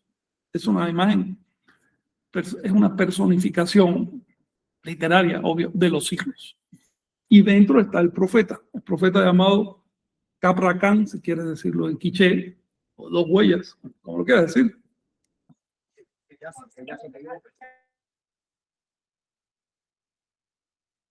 ¿Algún comentario? Wow. Está buena la imagen, ¿verdad? Tú notas No. también por el estilo, la distancia, que no necesariamente son 1040 años, porque pueden haber representado eso en cualquier momento del ciclo, pero definitivamente hay por lo menos unos 600 años entre ambos monumentos. Sí. Pues quizá también hablar de ahora sí ya aterrizarlo a los momentos actuales, no sé si lo veas apropiado. Se habla de que los ibéricos, los cristianos, llegaron acá a mitad de un ciclo. Hablemos de eso ahora, pero primero vamos a pasar a la figurilla que está abajo a la izquierda. Que esta fue encontrada, esta es parte de un conjunto de 12 o 13 almenas descubiertas en Sinteopan, como a 1 hora de camino de Amatlán, que sacó en un templo teotihuacano, como del siglo II al 3 después de Cristo. Aparecen estas almenas en todas. Aparece lo que después los nahuas llamaron Tlahuizcalpatecutli, que quiere decir el señor de la iluminación interna, ¿no? Y por supuesto simbolizado mediante el sol, asociado a 3 huellas. Es el señor de las 3 huellas. Todas las almenas tienen las mismas 3 huellas. Desafortunadamente están, digamos, yo diría que escondidas en instalaciones de Lina, no las quiere fotografiar, y hay una que está secuestrada por salvajes en un pueblo allá de Morelos. Tampoco quiere que sea de uso público, porque parece que se sienten dueños de cosas que crearon los teotihuacanos hace casi 2000 años. Pero bien, hemos podido conseguir esta foto donde se ve claramente que al principio del periodo teotihuacano, asociado a la imagen de la serpiente emplumada, con 3 huellas, eso le daba nombre. Esas 3 huellas también aparecen en el Popol Vuh, aparece el ser de las 3 huellas. Y finalmente vemos en la imagen abajo a la derecha una asociación de la figura de Quetzalcóatl con 4 huellas. De esta ha quedado mucha información en la fuente. La fuente le llaman Naxit, quiere decir 4ª huella o 4º paso. Naxit, así. Sobre todo Tezosomo, Istrilxochitl, Chimalpain, la fuente, los historiadores nahuas del siglo XVI le llaman Naxit. No es casual que esta imagen venga de un códice que ya es del periodo correspondiente a la 4ª rueda de los profetas de la serpiente emplumada. Este es del códice Feyerabadi, de origen mixteco, y que tendrá unos 700 años, ¿no? Y trae su tlaco, ¿no? Okay. Trae su rosario, su tlaco, y tiene una postura muy especial, porque está señalando con un dedo hacia abajo y con toda la mano hacia arriba. Es decir, de la unidad a la pluralidad. Uno, en esencia, mucho en manifestación, es lo que está diciendo. Y porque además, no es que cargue una cruz, no es un simbolismo cristiano, es que está saliendo de una X. La X es el glifo anahuaca mesoamericano. ¿De qué? De la exponenciación. Del inframundo. Mm. El inframundo es el glifo de la X, donde se juntan los 4 rumbos. Ahí está el centro y está la boca del inframundo. De ahí sale. De ahí se sale. ¿Por qué los asocian con el inframundo? Incluso desde la época olmeca ya están asociados con la cruz del inframundo. Porque son resurrecciones de la serpiente emplumada. Vienen de abajo. Son los mensajeros que retornan, por lo tanto resucitan. Con esto no estoy diciendo que sean resurrecciones biológicas o de la personalidad, no tiene nada que ver con eso. Resurrección en sentido metafórico. ¿Okay? Tal como la semilla que brota es la resurrección de la planta anterior, pero no quiere decir que la planta literalmente esté volviendo a salir, ¿no? Sino a través de su semilla porque tiene todo ese potencial. Y del mismo modo, a través del toltecayo, que es lo que proporciona el potencial, la simiente, la raíz de la serpiente emplumada se transmite de ciclo en ciclo, de linaje en linaje. Entonces, lo que dice la teología tolteca es que en un sol, en 5.200 años, aparece 5 veces la serpiente emplumada con intervalos aproximadamente de 1.040 años. No tiene que ser mecánico, ¿okay? Todo depende de las circunstancias, pero sin separarse demasiado. Estos intervalos han dejado esas huellas, se llaman con el nombre de la huella, primero, segundo, tercer y cuarto paso. Hay otro profeta anterior en la historia de Nahua, que es anterior a ellos, que se llama Zipactona. Zipactona Ozomoco fue el creador del calendario, precisamente del sistema de ciclos, y corresponde al sol anterior. Fue el que, digamos, selló el sol anterior. Si quieren más información sobre esto, digamos que una huella corresponde a Nanahuatzin. Es lo que llaman Nanahuatzin en la historia. Un personaje histórico, ¿eh?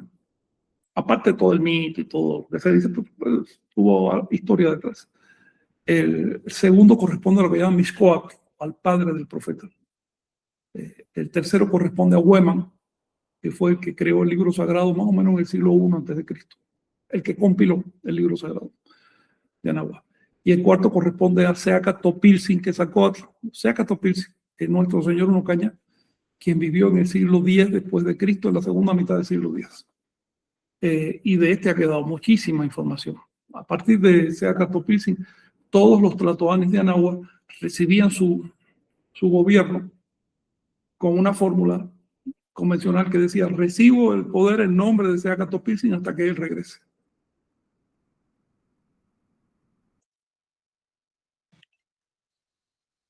Ese Acad es el nombre del año, ¿no? Él nació un año Seaca, en el 947 después de Cristo, por eso le llamaron como su año. Y ya después de muerto le apodaron Nachit Quetzalcóatl, que es el cuarto paso de la serpiente emplumada. Su título profesional era Topilzin, que quiere decir juez. Sí, y bueno, pues también eso ha sido el germen para armar la ruta, ¿no? De Quetzalcóatl, los lugares en donde estuvo él peregrinando. Y Sí. bien, hace referencia también al libro, ¿no? Que publicaste hace unos años. Pues de él hay tanta información biográfica que es sorprendente que no haya varias biografías. Exacto. Es una cosa bastante obvia recoger toda esa información. Pero también está el prejuicio. Si tú lees esa historia y piensas que son falsas, que son mitos, que son dioses en el cielo. Bueno, pero si sabes leer la fecha y sabes leer los topónimos y ves que tienen fecha propia, lugares concretos, y sabes deslindar el arquetipo mítico de los hechos históricos, bueno, aparece la figura biográfica, tal como el caso de Jesús o de Buda, pero con mucha más información, mucha más que Jesús y Buda. Digamos que de la biografía de Seaca Topilzin tenemos tomos enteros. Es un esbozo al final, ¿no? Ese esfuerzo que porque... Sí, está mostrando ahí, yo creo que la piedra de Zipactona, ¿no? Sí, es correcto. Sí, eso es en Ostotitlan, no, ¿en dónde? En Ostotitlan, en Morelos. Sí, ese está en Morelos. Cerca justamente de Sinteopan, como a 1 hora de camino a pie desde Sinteopan. Es lo único que queda de un monumento que le hicieron a Zipactona, el creador del calendario. Es ahí, en la piedra de al lado hay otro relieve. Está muy en peligro de desaparición, quién sabe si todavía existe.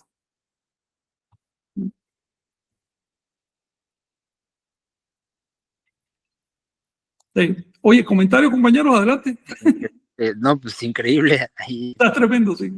sí, es un tema que siempre que se aborda, pues no sé, a mí me deja pensando un montón de cosas Sí. y, y pues justo más bien no es o sea, en este caso si hay un personaje histórico de por medio, te pueden rastrear estos otros personajes que tú comentas, pero al final también el mensaje un poco, más bien lo rescatable de esto también es el mensaje que se deja.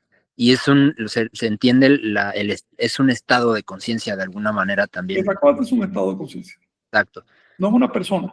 La persona tiene el estado de conciencia. Hay que distinguir, como se te dicen, Sí. Juan es médico, tiene que distinguir Juan de médico.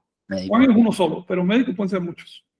Los cristianos tienen problemas con esto, porque cuando se dice Jesús Cristo, ellos piensan que solo Jesús era Cristo y que no puede. No seas tan mecánico, tan mocho, como se dice en México. El título es independiente de la persona. Si a Jesús le llamaron Cristo es porque ese título ya existía, ya se extendía, y él mismo dijo que iba a regresar. ¿Por qué Jesús dijo que iba a regresar? O, literalmente lo que dijo, el Cristo va a regresar, no yo como persona, sino el Cristo regresa. Todos los profetas de la serpiente plumada siempre han tenido conciencia de ser parte de un linaje, porque tienen memoria, y por supuesto que han adelantado, han profetizado su regreso, porque saben que el ciclo se va a seguir cumpliendo.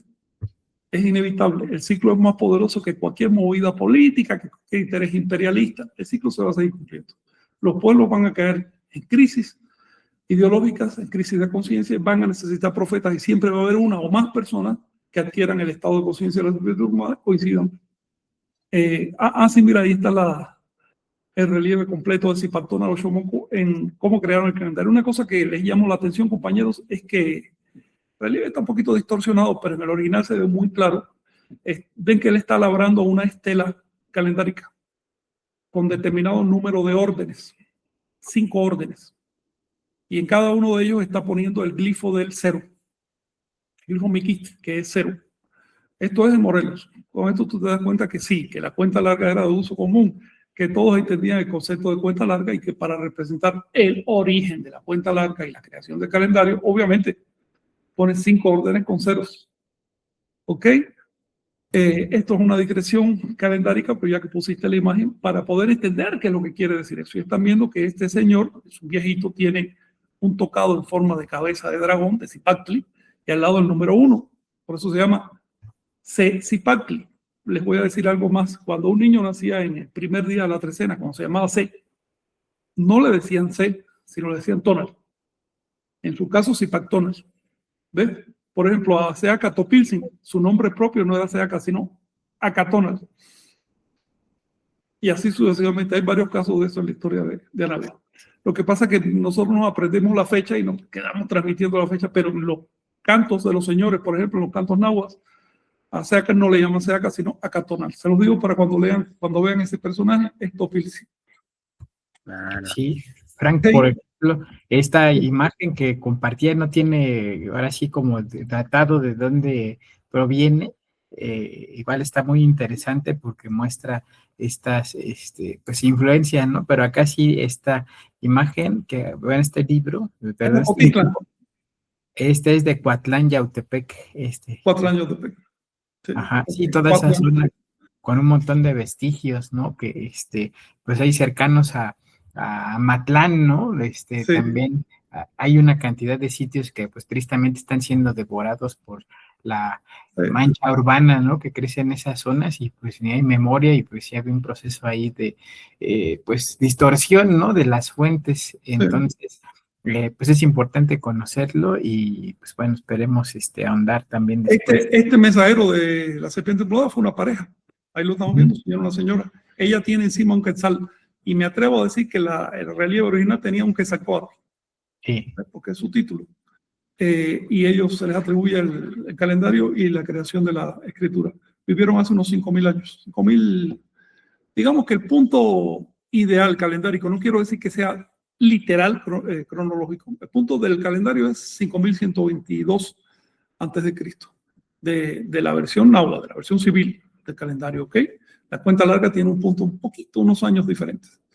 En ese momento parece que ellos o el grupo al que ellos representaban, porque también dicen las fuentes que no era solo estas dos personas, que había otros 4, que todos eran Quetzalcóatl, todos eran profetas, y que se repartieron 4 funciones principales, y ellos fueron los que crearon la civilización de Nahuatl. En fin, es una historia que se puede rastrear. Yo no le veo nada mítico aquí, me parece totalmente histórico. Conocemos el sitio donde lo hicieron, una fuente lo menciona, conocemos sus nombres, quedan los testimonios de los que conocían esta historia. Sí, Saquemos ya también la historia de Nahua del ámbito mítico, donde la han arrojado los académicos, porque claro, si tú metes una historia en el mito ya no están obligados a probar nada, ¿no? Puede decir cualquier cosa y que lo aceptan. Sí, No tienes que dar fechas, no tienes que leer el calendario. Esta imagen es fotografía de el dibujo que veíamos acá, por ejemplo, en paraje de Coatlán. Aquí está el dibujo, acá está ahora sí la fotografía del sitio, ¿no? Entonces, parece que es la pareja en este paraje de Coatlán. Creo que en algún momento deberíamos hablar ya como serie de los 4 mensajeros históricos de la serpiente emplumada. Sí, sí, quedaría excelente. Cada uno de ellos tiene una gran iconografía de comentar sus historias y demás. A mí me gusta particularmente la de Nanahuatl. También Seacatl era muy devoto de Nanahuatl, hasta el punto que Seacatl le llamaba a Nanahuatl su padre espiritual. Yo soy hijo de Nanahuatl.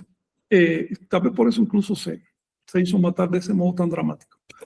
Ahora, quería mencionar algo que ya comentó May. Vamos a caer en la actualidad. En la actualidad estamos terminando ya la quinta rueda de atados de fuegos nuevos del quinto sol. Esta rueda va a terminar en el 2079. Su marca de terminación va a ser en noviembre, hacia el 17 de noviembre del 2078. Una pena que no esté aquí Miguel Ángel, que es quien memoriza todas estas fechas, pero creo que 16, 17 de noviembre del 2078 cae el día Nahuiolin, que es cuando se sella el quinto sol y adquiere nombre. Y aquí se cumple la rueda de 20 atados, la quinta rueda, que es la que está vigente en este momento. En este momento nos encontramos en el último año del atado número 19 de la presente rueda.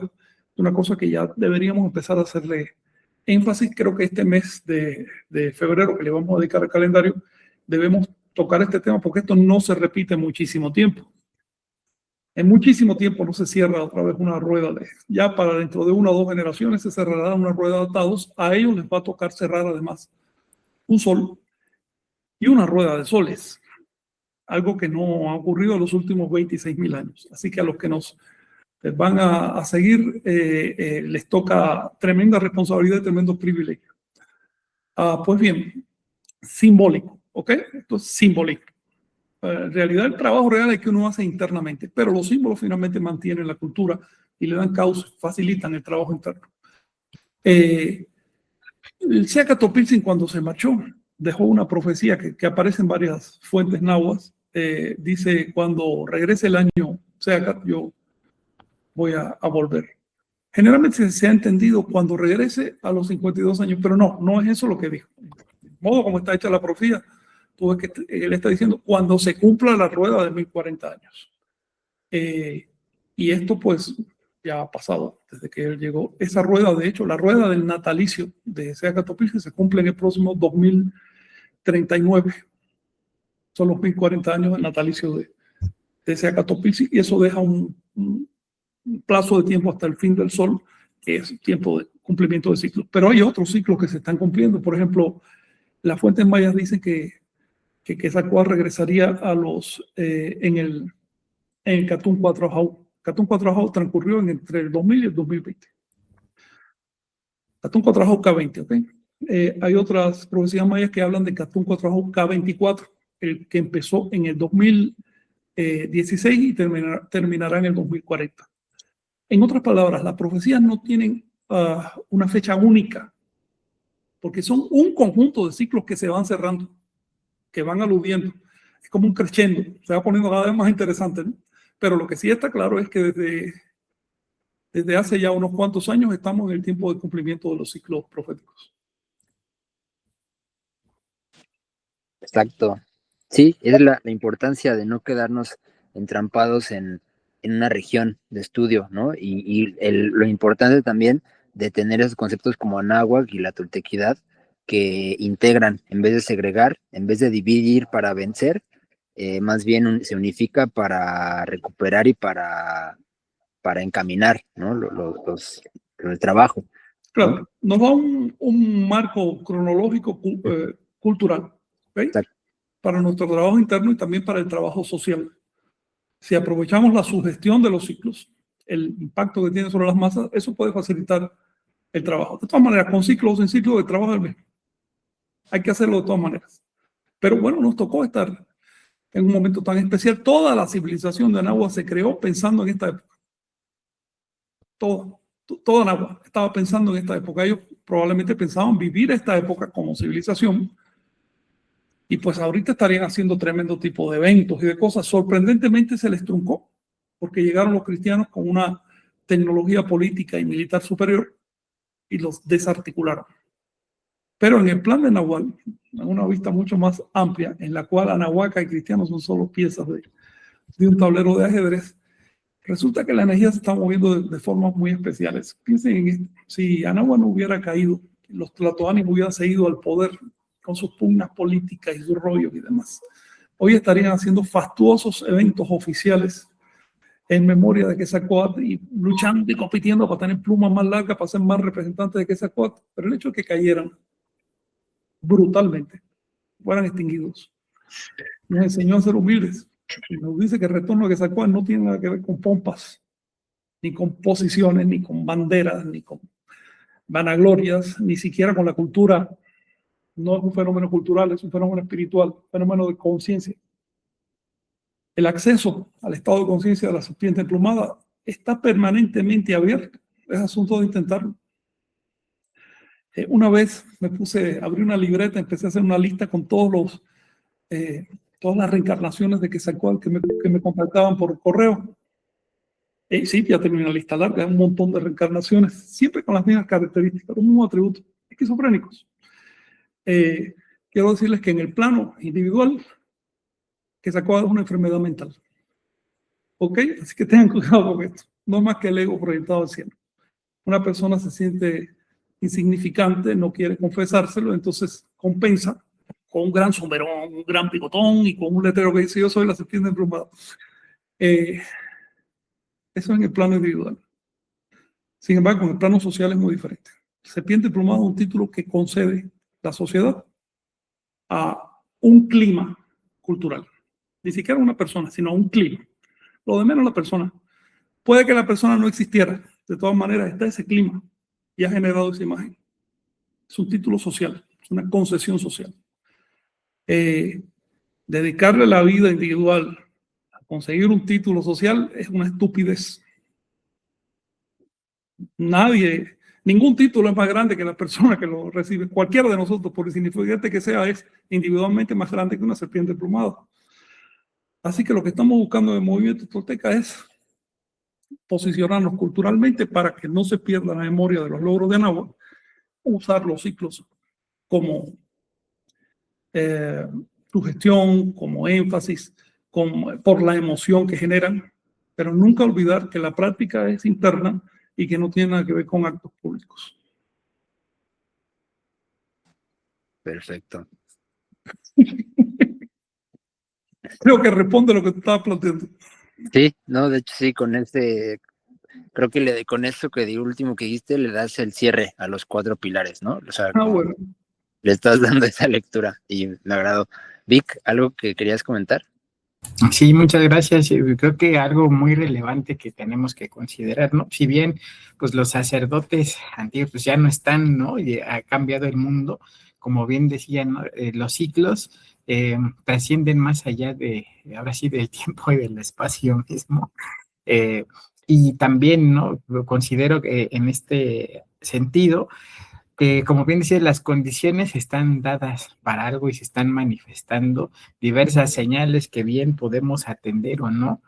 Y lo importante, yo creo, esta reflexión, ¿no? Que también ha causado polémica, ¿no? De que si viene un sexto sol o qué, ¿no? Si es el quinto sol y se reinicia de nuevo, lo que tenemos que hacer pues es aprovechar el aquí y el ahora, ¿no? Y justamente nuestra labor aquí es actuar y pues cumplir con nuestra misión. Cada quien sabe cuál es, ¿no? Y si no la sabe, pues hay que intentar, el chiste hay que merecer y pues seguir el modo de vida tolteca, ¿no? ¿En qué consiste?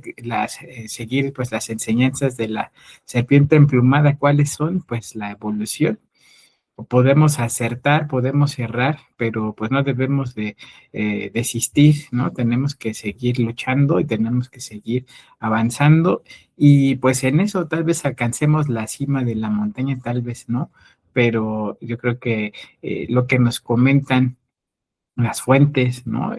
Debemos retomarlas y quitarnos tanta paja y tanta basura ahora sí, de todas estas influencias colonizadoras que han distorsionado y han ocultado, han invisibilizado a una de las civilizaciones, o podemos decir de los grandes bloques de las civilizaciones madre, ¿no? Tanto en Anáhuac como en Tahuantinsuyo. Considero que para este cierre esto es lo que va a suceder, que gente que pues, gracias a estas tecnologías que pues tanto te pueden hundir o te pueden elevar, pero gracias, este es un medio que nos va a permitir compartir esas enseñanzas y que se difundan esas letras y toda esa sabiduría que por cientos, miles de años se han pasado como los Huehuetlatoli para conocer los Chilam Balam, los Popol Vuh y los Cantar de los Señores y tantos libros y textos que hay que, como bien decían, están mal traducidos y todo, y yo creo que esa va a ser nuestra labor, ¿no? Nos vamos a ir de este plano, pero pues agradecemos a quienes se suman para pues legar también a las nuevas generaciones esta oportunidad, ¿no? Que vamos a tener para que ese conocimiento no se pierda, para que pueda difundirse y vivirse aquí y ahora, ¿no? Así que muchas gracias, pues Frank, Omey, Chignahui, y a todas y todos, pues por estar en el camino, ¿no? Un fuerte abrazo. Gracias a ti, Vicente. Y comentando la imagen, Tantún Catún es una palabra que aparece, un concepto que aparece en los libros de Chilam Balam, que quiere decir, digamos, el tiempo anunciado, o el tiempo a la promesa, o el tiempo a la profecía. Y es justamente el nombre que se le da a la época que estamos viviendo entre los Catunes 12, 10, 8, Ajau, es decir, desde los años 60 hasta el fin del quinto sol. Es el nombre de este momento, un momento muy especial, es un privilegio estar acá con ustedes en este día recordando estas cosas. Quiero decirles también que cuando Vicente se refiere al quinto sol y después dice que estamos aquí ahora, es que en su mente, y nosotros estamos adaptados al simbolismo tolteca, estamos viendo el 5 en la posición central. Es decir, por eso no hay un 6, no hay un 7, no se queda en 4, 5.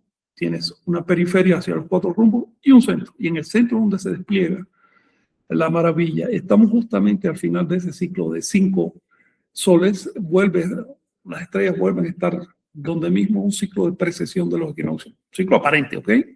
Pero que marca las civilizaciones. No solo estamos viviendo el fin de Anáhuac o del Anáhuac histórico y el recomienzo de otra cosa, sino que estamos viviendo ciclos muchísimo más grandes que son los que explican por qué el mundo está como está en este momento. Y creo que si hacemos una serie dedicada a los profetas de la serpiente emplumada, deberíamos volver a tocar el tema de los ciclos, sobre todo el cumplimiento futuro. También les quiero decir que dentro de la composición tolteca las profecías no son mágicas.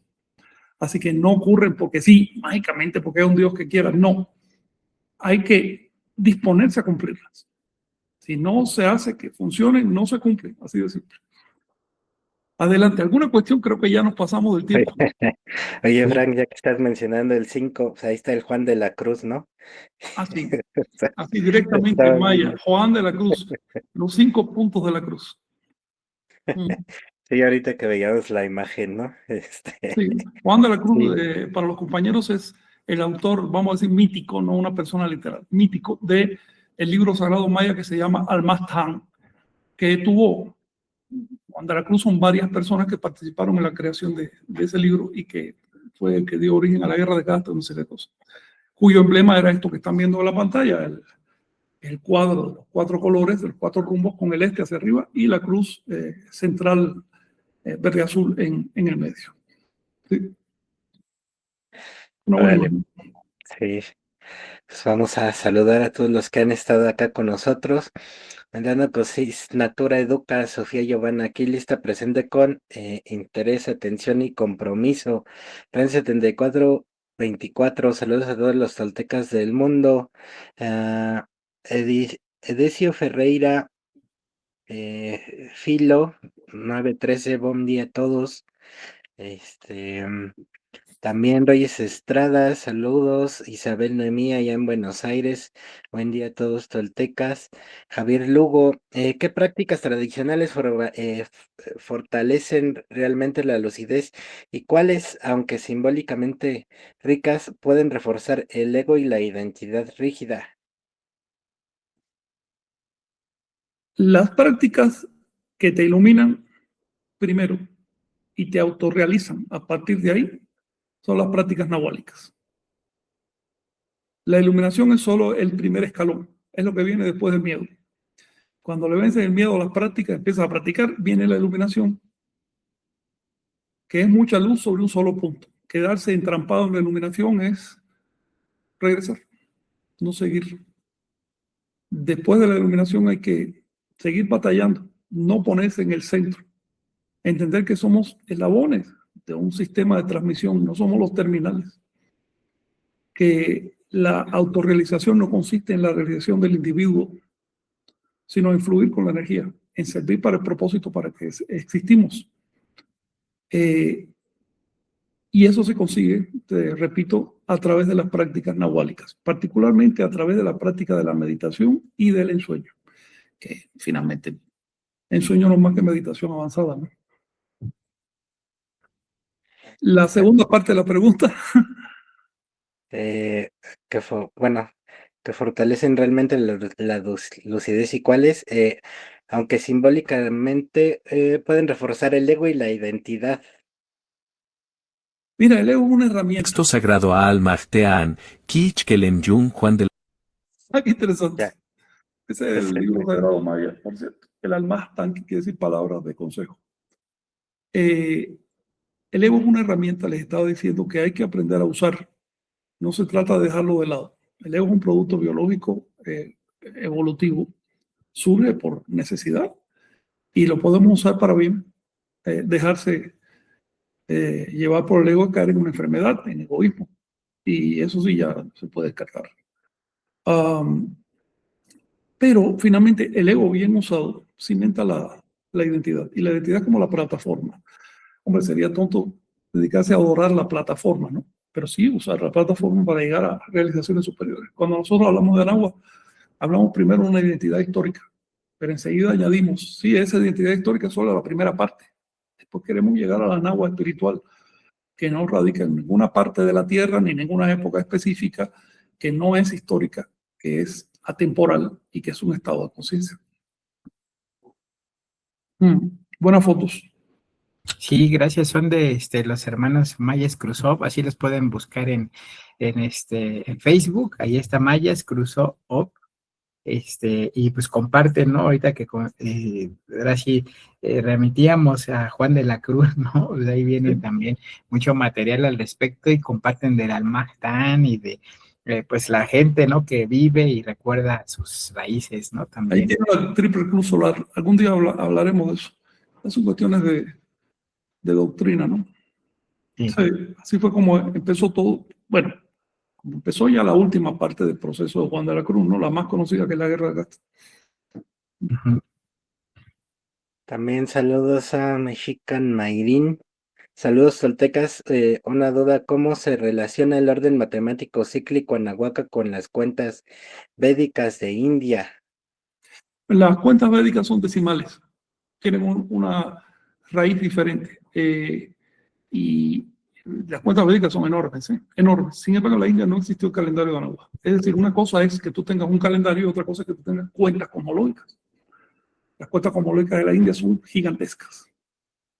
Pero la gente seguía un calendario muy diferente, un calendario lunar basado en el nacimiento de determinada persona, que será 78 años antes de Cristo, cosas así, o después de Cristo. El caso es el siguiente, que son sistemas cronológicos bien diferentes, pero con una con un mismo impulso detrás. También el sistema de Sumeria es gigantesco, enorme, muy diferente del de la India, por cierto, pero con un mismo impulso, que es el interés de,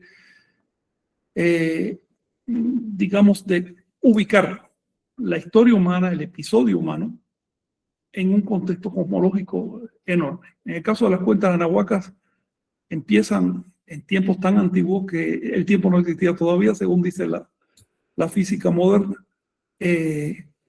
Y pues lo interesante de estas cuentas es que las puedes seguir hasta la actualidad con precisión de un día. Es decir, no son simplemente una especulación de filósofos que ponían ceros y ceros. No, no, no. Están aterrizadas con precisión del día. Podemos saber exactamente en qué día estamos viviendo con respecto a una cuenta que empezó hace 28.000 cuatrillones de años y que todavía tiene 17.000 cuatrillones de años para terminar, ¿no? Aquí estamos viendo el triple lobo solar otra vez, que son las tres cruces. Cruz verde significa, les digo lobo solar es un término muy técnico, que significa esplendor solar, iluminación solar. No hablando del astro, sino de lo que ese astro significa dentro de nosotros. También saludos a GJ Castro. Saludos desde Costa Rica. Compré el último avatar de Quetzalcóatl. Es excelente libro del maestro Frank. También tenemos a Venus Charlotte. Venus Guerrero. Panolti, hermanos más iguales, toltecas. Maestro Frank, ¿me podría orientar sobre qué tema sería importante resaltar del Códice Dresden? Estoy viviendo en Dresden y me gustaría profundizar en el tema. Ahora, resaltar sobre todo la dirección al museo donde se conserva el códice, gracias a quién sabe a quién, porque estuvieron a punto de terminarlo, pero parece que un soldado ruso se conmovió y lo salvó, y después descifró la escritura Yuri Noroso, un reconocimiento desde aquí. El códice completo es destacable, completo. No se conserva en su totalidad, se conservan solo porciones de ese códice. Por eso cuando lo veas está viendo que está muy dispar el dibujo y que hay de pronto páginas que no pegan. ¿Okay? Y para colmo, los especialistas al coser sus partes, al unirlo, parece que al principio no lo hicieron de la manera más apropiada y hasta hoy estamos luchando para poder armar ese rompecabezas. Pero el códice es disfrutable solo con mirarlo, por su buena calidad estética además, porque te dice un montón de cosas. Para empezar, que sí tenían escritura, que sí tenían una cronología avanzada y demás, pero hay una página del códice, ahora no me acuerdo tal, está como en su tercera parte, hacia el tercio inicial, donde ves una serie de 13 números en rojo, uno arriba del otro. Si quieres, esa página a mí me encanta, porque rompe los moldes. Si quieres averiguar realmente qué significa eso, imagínate que el número 13 de abajo vale un día. ¿Ok? Y tienen 13 días. Ahora imagínate que el número de arriba vale un día por 20. Es decir, ahí tiene 13 veintenas que son 260 días. Y síguele así para que veas qué cuenta te da. Esa es, digamos, la porción reciente de la historia cosmológica del universo, según los mayas, plasmada en ese códice. También, Adelanto, no sí, basta la calculadora las calculadoras electrónicas no bastan para representar ese número, hay que abreviar.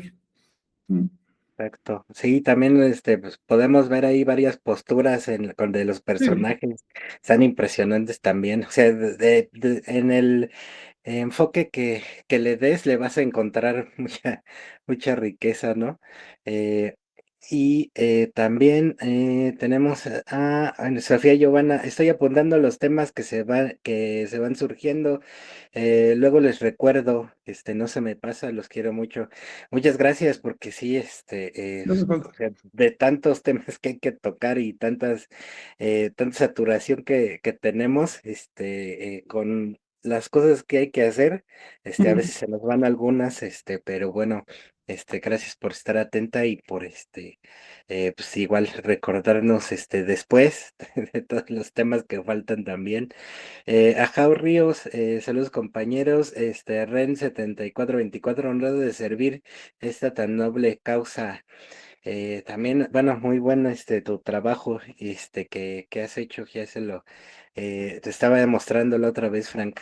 Sí. Este, Ah, eh, ya. Francisco, bueno, Francesco, creo que se pronuncia, Sí, digitalizó, algunas cosas, voy a ordenarme para poder, este, eh, igual presentarlo, vale la pena tu trabajo que se vea, y porque, apoyar en lo que se pueda. exacto, es muy bueno, Difundir pero sí, ediciones y cosas así. solamente nos falta un poquito de tiempo, pero ahí vamos. Sí. Ahora en Eh, el mes del calendario, a ver si eso no ujú. lo podemos olvidar. Y dos, tres cosillas más que se han ido quedando. A ver si sacamos eso. Exacto, Federico Quintela, buenas tardes desde Montevideo, Uruguay, llegando tarde por un tema laboral, después lo muy entero, gracias por este conocimiento. Y Ren 7424, el ensueño no es más que meditación avanzada, para mí es una clave muy importante, mil gracias, Frank. Sí, Eh, quiero insistir en esto. Meditación es simplemente cortar el fárrago mental, quedar en silencio. Si eso lo hace en la vigilia, cuando estás despierto, se llama meditar. Pero si lo haces cuando estás durmiendo, pues ensueñas. De hecho, el ensueño tiene varias umbrales con puertas, como le llaman, varias etapas, que son retos a vencer.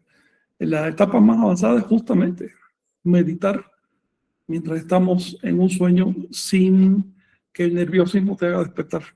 Eso es creación pura, lo que ocurre ahí es la creación.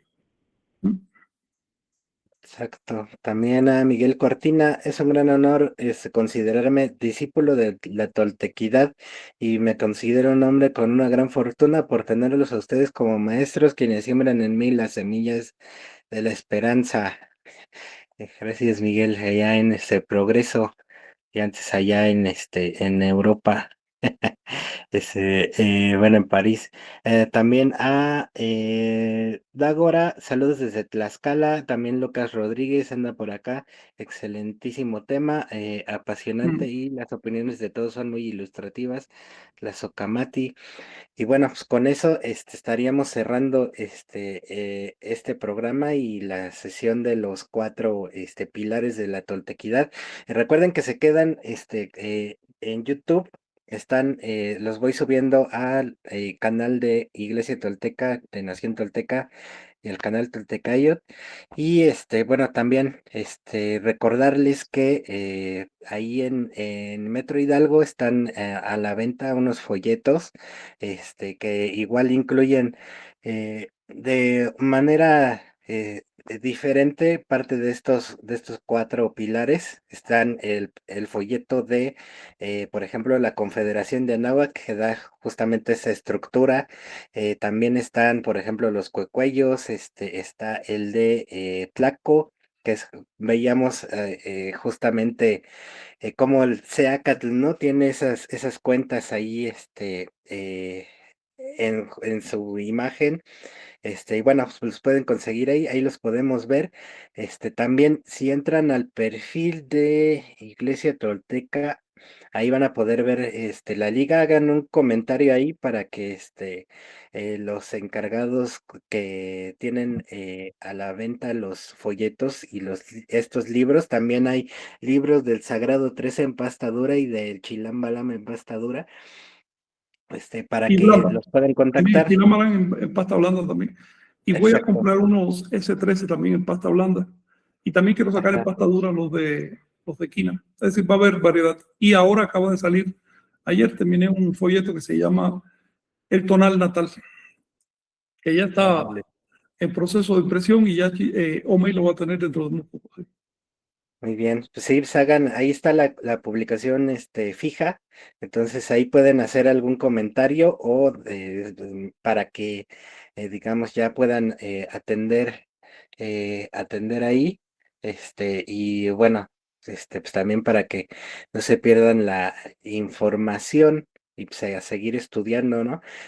Pasaba, por ejemplo, ayer, y aprovecho para saludarle a Lili, Olinteot, que bueno, aquí me dejó de regalo Tlaloc, y se llevó algunos de estos folletos para allá, entonces va a dar dentro de sus clases, va a platicar sobre leyendo justamente Sí. Oye, el aprovecho esto que texto. dices, a ver si tú le puedes recordar a los profesores de Quina, en general, a los profesores de Toltequidad, ¿no? Pero también para los compañeros que nos escuchan. Si ustedes detectan algún tema que valga la pena, me lo dicen a ver si le hacemos un tiempo para un folleto, una investigación o algo. Temas que valgan la pena. Porque folleto es muy práctico para estudiar, no es como un libro que tiene que dedicarle. No, folleto lo analizan un ratito. Están diseñados como para, ¿qué será? 3, 4 encuentros de estudio. Así que si ven algún tema, yo tengo por ahí una lista como de 100 temas, pero si es algo que vale la pena, se prioriza. ¿Ok? Sí, exacto. O sea, sí, por ejemplo, ayer comentaba Lili igual con Anabel, Sí. de meditación, machomanas, técnicas nahuálicas, bueno, ya igual los tienes ahí ya Ese ya perfilados está previsto también, de meditación, de hecho ya pero está hecho, solo que no me ha dado exacto, tiempo de imprimir.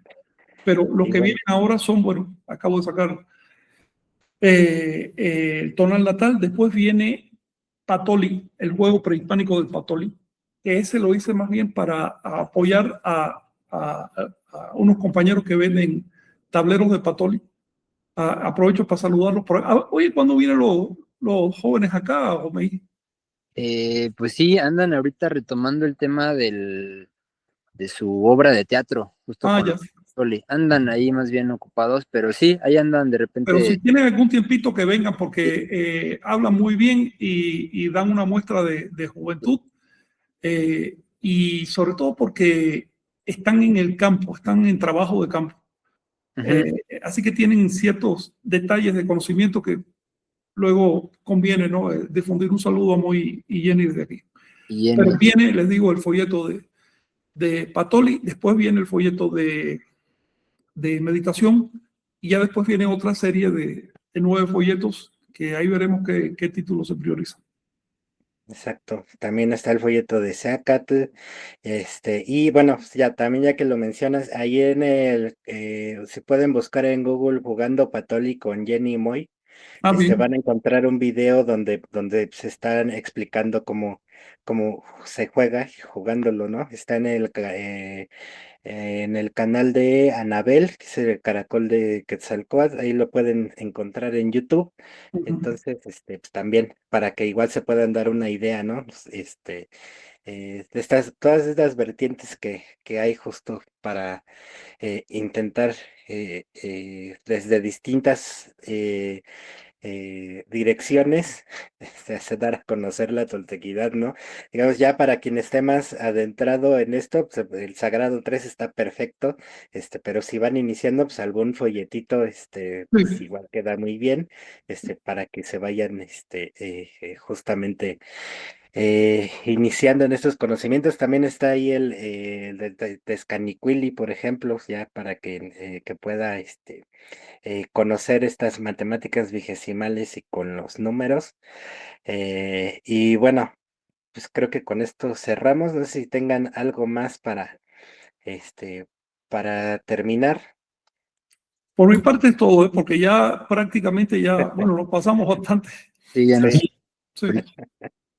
Sí. Pues nada más avisarles que en unos 20 días pues vamos a celebrar el año nuevo, así que estén pendientes ahí para compartir ese programa de actividades y pues también de los recorridos y actividades que vamos a hacer en otras sedes. Pues estaremos allá en Morelia, en Veracruz, estaremos pues también bueno, en Oaxaca, otros lugares, para pues, si tienen oportunidad, pues les invitamos a vivir la experiencia tolteca y en los santuarios más importantes. Estaremos por Tula, en Teotihuacán, así que pues, estaremos al llegar la calendarización. Por lo pronto, pues preparémonos para festejar el año nuevo. Va a haber ahí una conferencia muy especial, que esperemos que nos pueda estar, Frank. Va a haber Kinam, va a haber talleres y pues también hasta Mealco, hasta donde se encuentren amigos y hermanas de Centroamérica, de Norteamérica, en agua, más allá de sus fronteras. Un fuerte abrazo. Gracias. Bueno, Sí. chao. Y bueno, para siguientes programas, creo que sigue lo de fuentes documentales, pero creo que le vamos a dar prioridad a lo del año nuevo, pero hay algunos temas ahí que quedaron, Lo de fuente tiene que ver con el año nuevo, porque una cosa que hay que aclararle Sí. al público es de dónde sacamos toda la información calendárica. No, Sí. no lo estamos inventando. Exacto. Sí. Pues yo creo que por ahí Vamos, lo relacionamos. Vale. cómo no. Chao. Nos vemos. Gracias. Gracias. Bye. Gracias. Saludos.